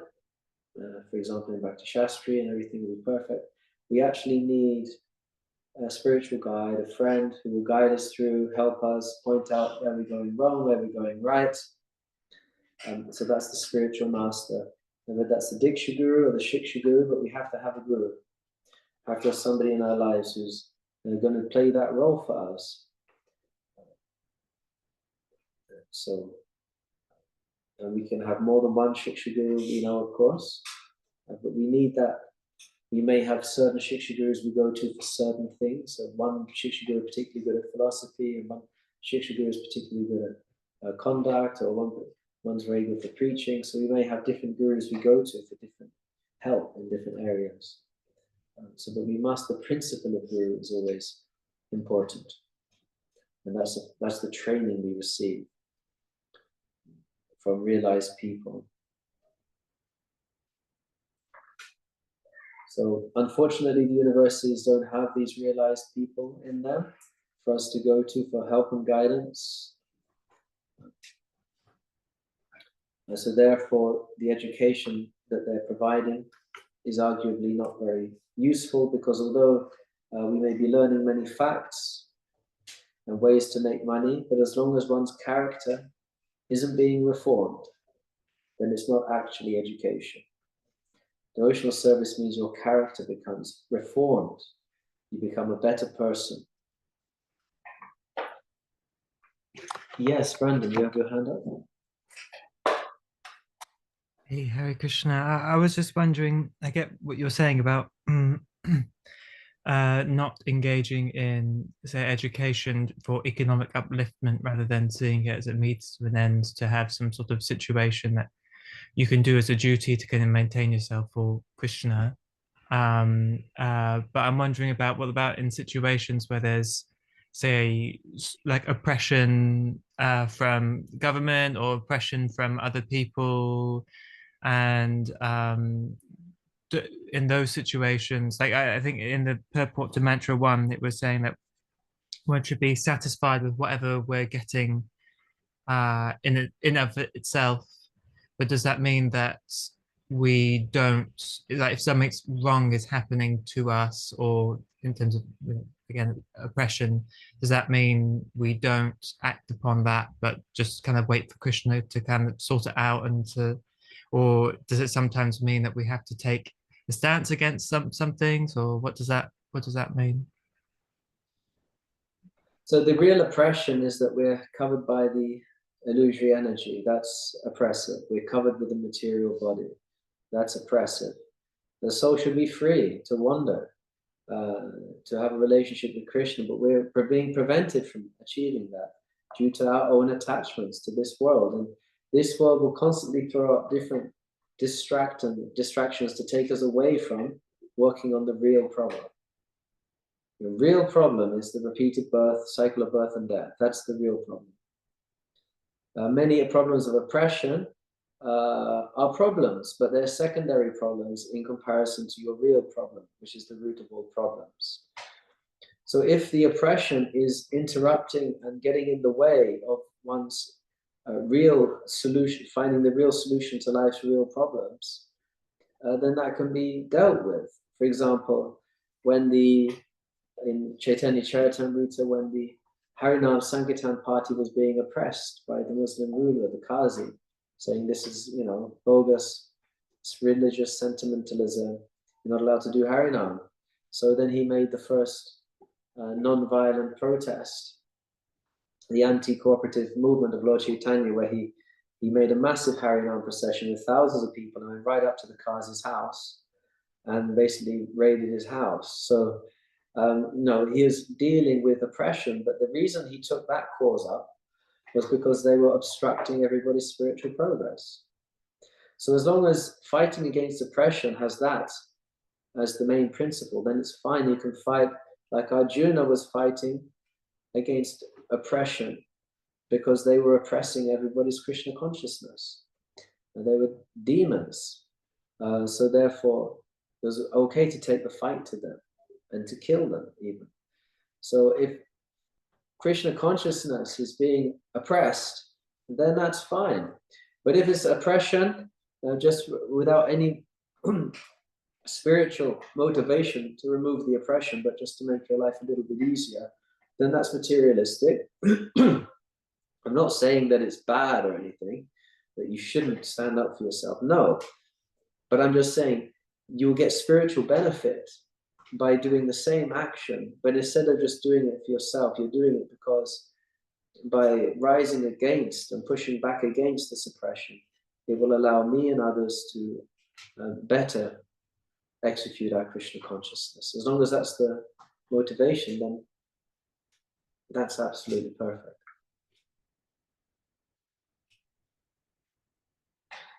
Thank you. Any other questions?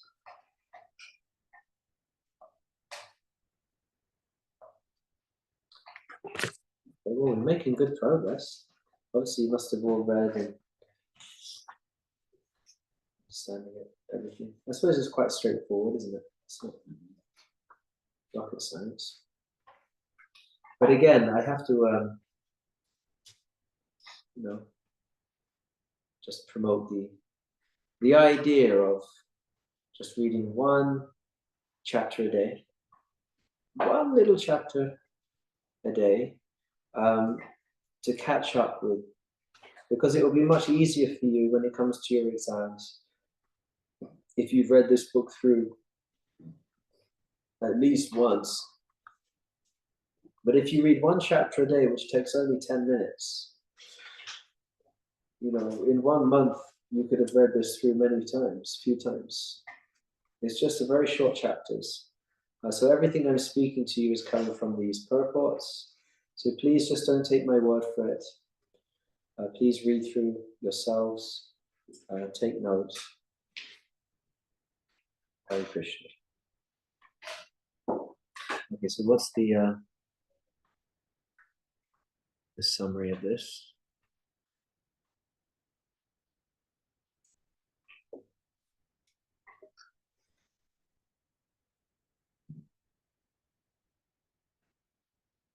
Mantra 10.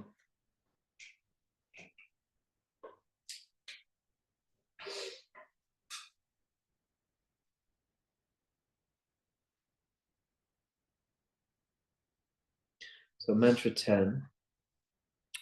Yeah, so the theme is cultivating true knowledge brings a different result compared to cultivating materialistic knowledge.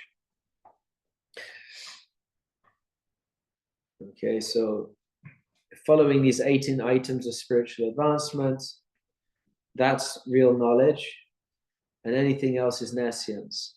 So Prabhupada gives us those 18 points. If we use that as the foundation of real knowledge, then we can make progress. You can read about those in the purport of chapter 10. And everything that isn't within those 18 items is considered to be ignorance. And modern education, unfortunately, falls into that category. So the nature of ignorance, one becomes proud if you have some education, but it's not real education. Pride follows. You're looking for some material benefits, some money, and one becomes no better than an animal. Okay, so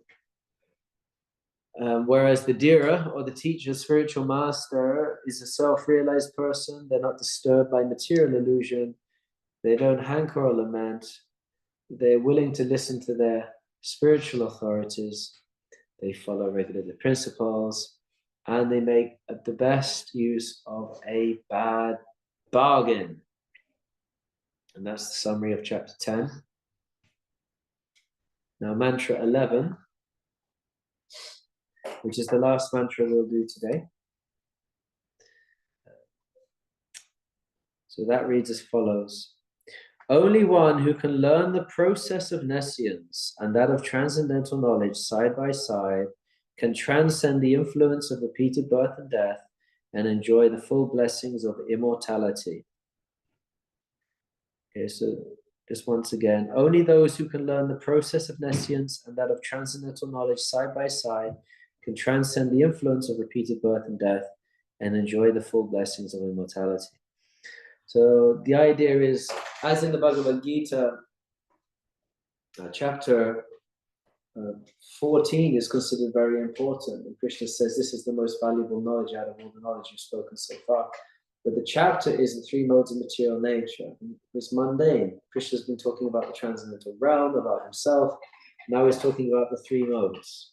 He says this is the most important. Why? Because it's important for us to simultaneously know what transcendence is and what material is. We should know both so that we can go to one and avoid the other. So we should be very learned both in material knowledge, what it is, and not to be attracted to it, and the transcendental knowledge. So they should be learned side by side. Only then can we escape the repeated cycle of birth and death.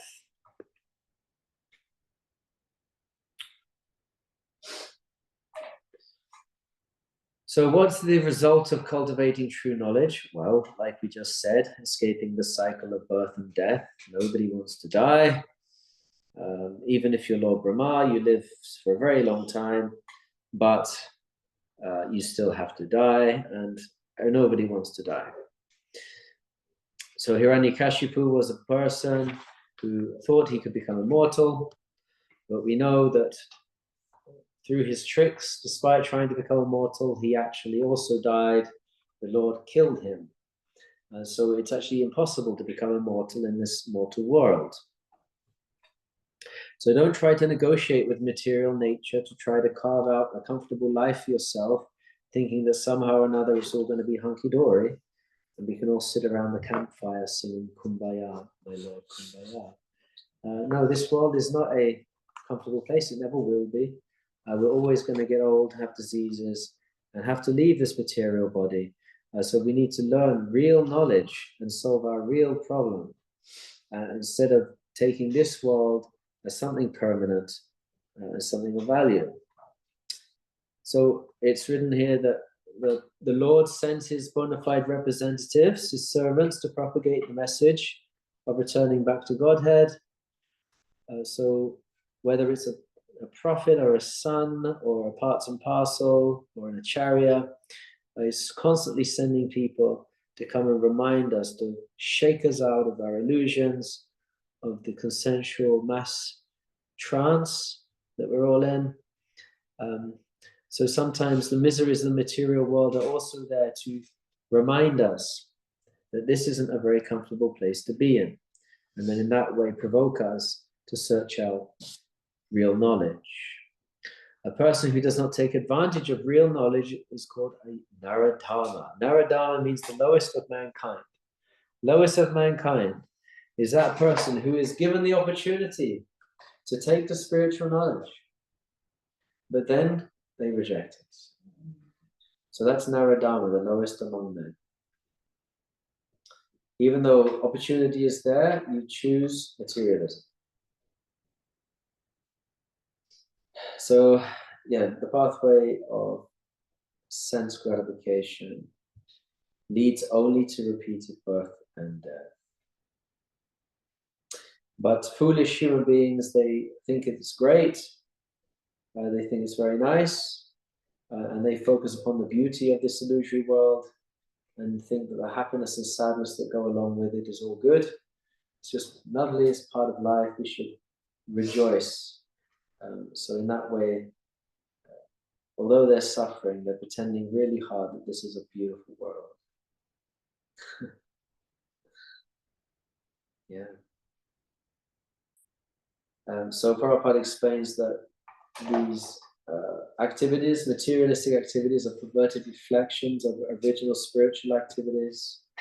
The spiritual soul to engage in material activities under material covering doesn't bring real happiness. This is our disease. And for us to actually become happy, we need to be cured of this disease. We need to get our spiritual health back.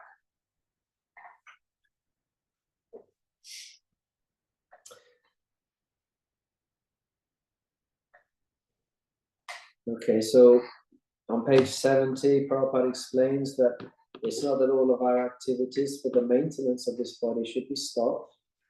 No, we have to remain active. The soul is always active. But simply by performing your activities, but in the consciousness of Krishna, then through this process, we're becoming cured.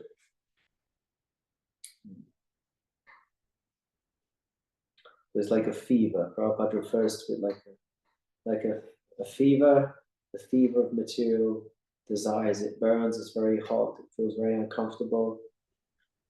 But the medicine, by satisfying that desire, we think that will cure us.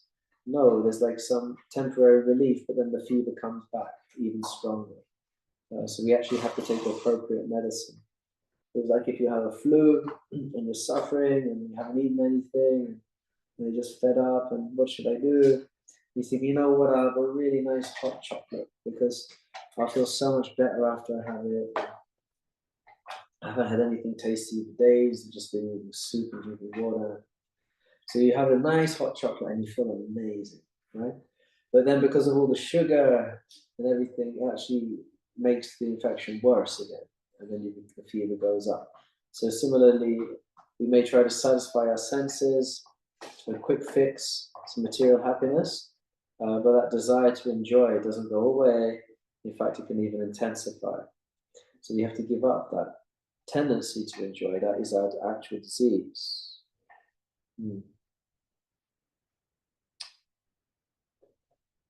So sometimes people engage religion as a way to enjoy. That through following our religious process, we will have a healthy life, we'll have a successful next life, and so forth. We'll have respectability in society. That's not the correct use of religion.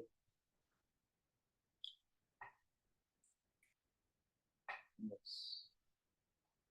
So real knowledge, at the bottom of page 71 there is given from the nectar of devotion, that the real cultivation of culture of knowledge is written, therefore, with one pointed attention, one should constantly hear about, glorify, remember and worship the personality of Godhead, who is the protector of the devotees.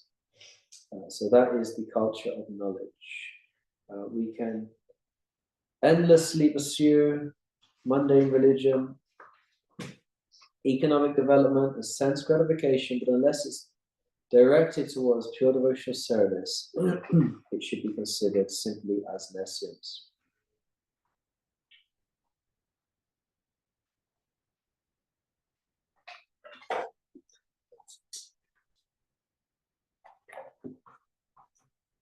And so the summary is that from mantra 11 is that we need to escape the cycle of birth and death and become actually immortal.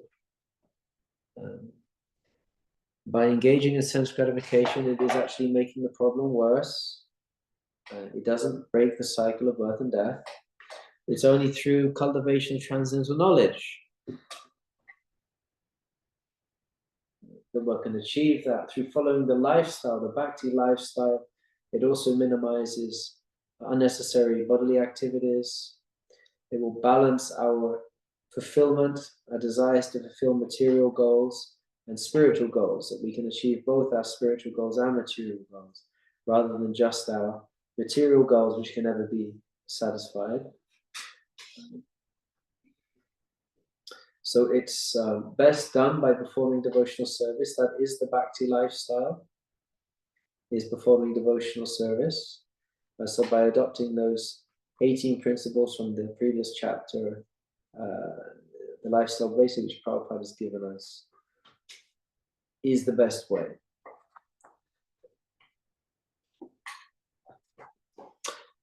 Temporary happiness. So through avidya, or advancement of material knowledge, we only get temporary happiness.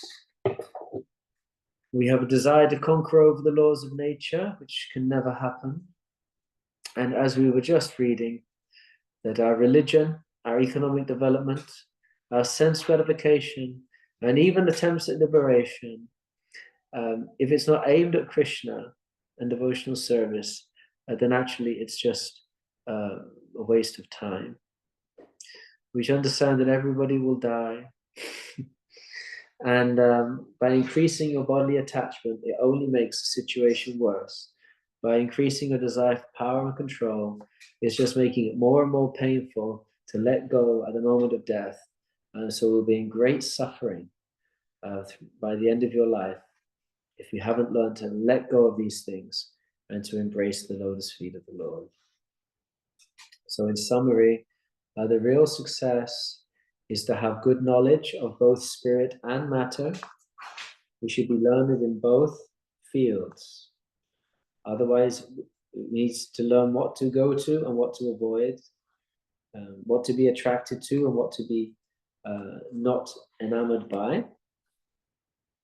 And we should be able to distinguish between knowledge, false knowledge, and ignorance. So we should be able to distinguish between spiritual knowledge, materialistic knowledge or atheistic knowledge, and lack of knowledge or ignorance. We should be able to distinguish between these three different categories.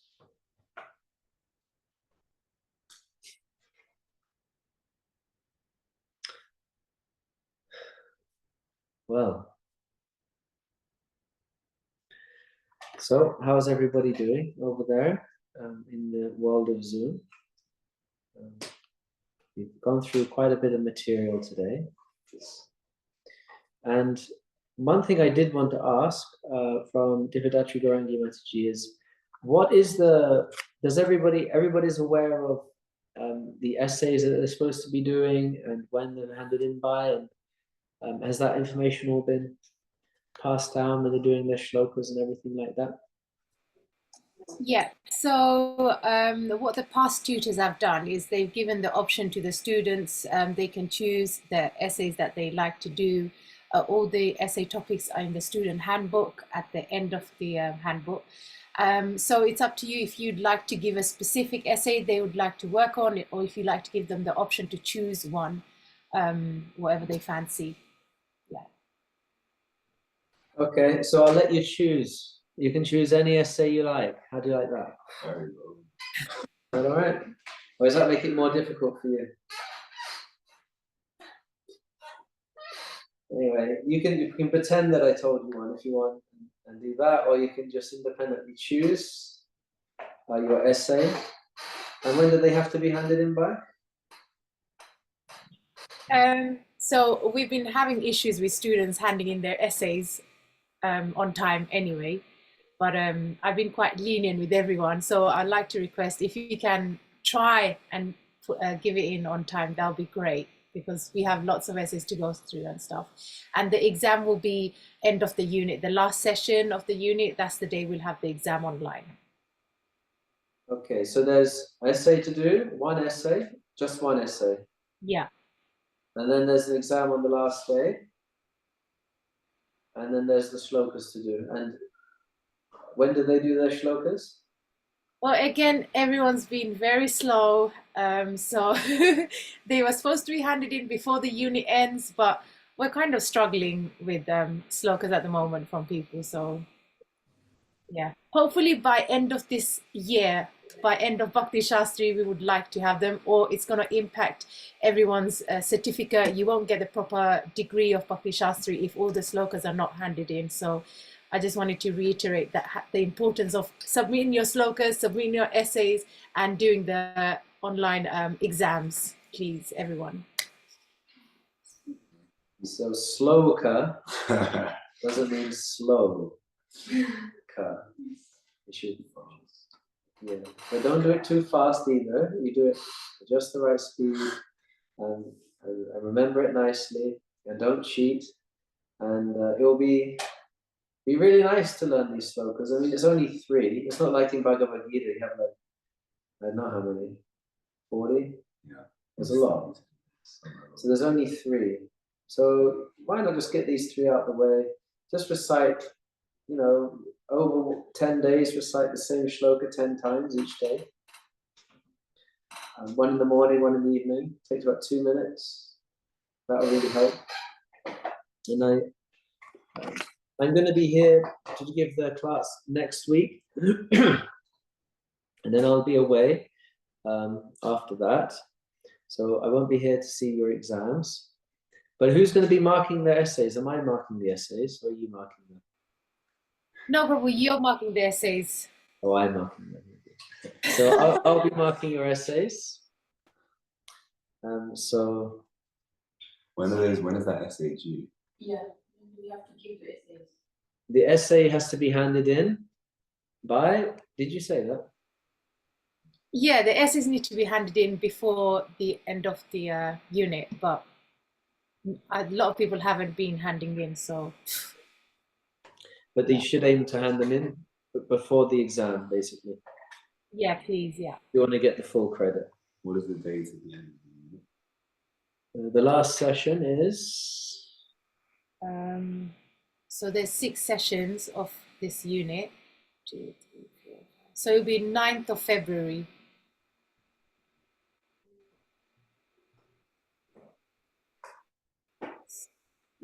Yeah, I think 9th of February. Okay.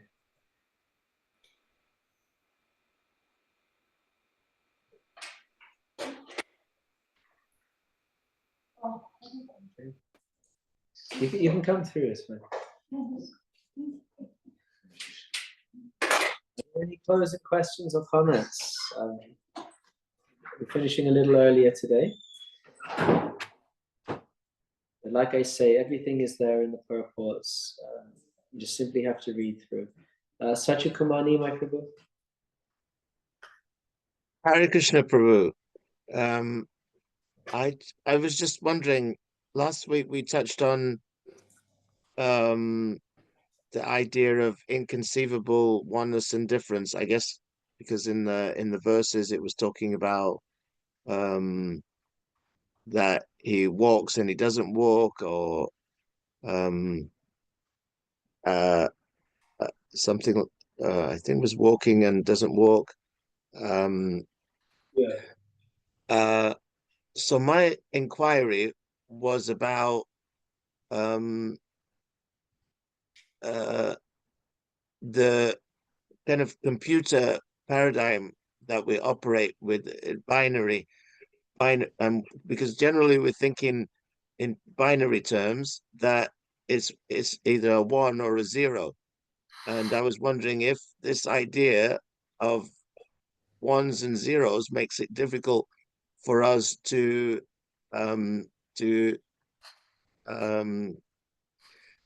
conceive of simultaneous oneness and difference.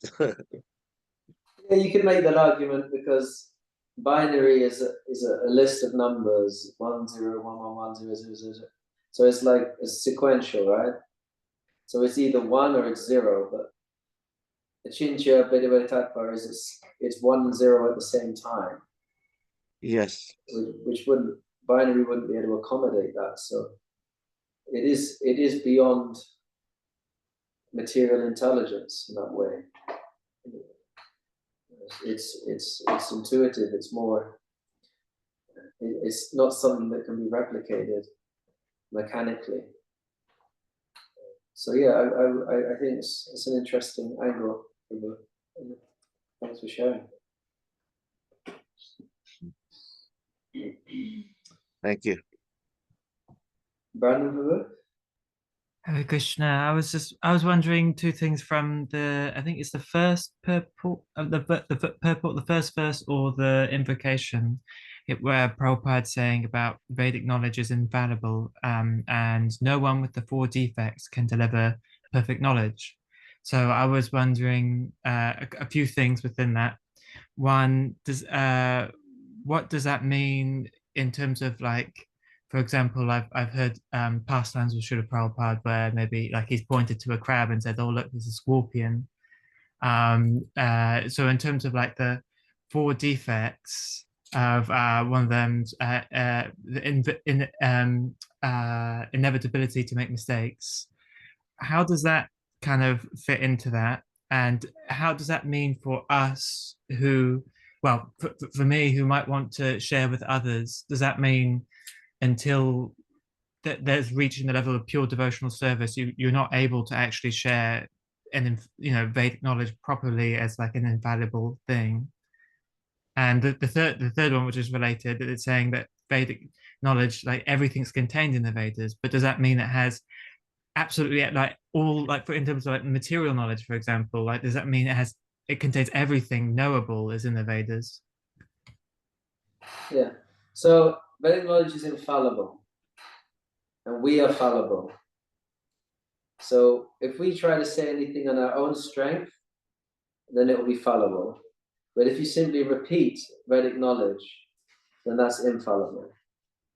So that the infallible nature of the infallible Vedic knowledge can be transmitted by the fallible agent of the Lord, who through the connection to the infallible also acts as an infallible transmitter of the infallible knowledge, which is fabulous. And so you can also be an infallible transmitter, even though you're fallible by nature. But if you speak only what is infallible from the infallible source, then that's perfect. And the second part of your question was, remind me again? The next one was about Srila Prabhupada being devoid of the 4 defects, but sometimes maybe makes mistakes in terms of material knowledge. Yeah, so that's fine, because like we've been reading now, real knowledge is really actually just spiritual knowledge. That's real knowledge, and everything else is nescience. So material knowledge actually has no value in the greatest sense. So sometimes we may engage material knowledge just to say something interesting or to say something controversial, to grab the attention of those who are materialistically covered. but to bring them towards the spiritual truth, which is real knowledge. Okay, so therefore sometimes we may say a statement which is not exactly correct, but it doesn't really matter, because the intention is to bring you towards spiritual knowledge, and therefore it is actually correct. It's actually proper education. So we can overlook such seeming faults. But most of what Prabhupada's statements were actually mostly correct. Maybe the odd one here and there.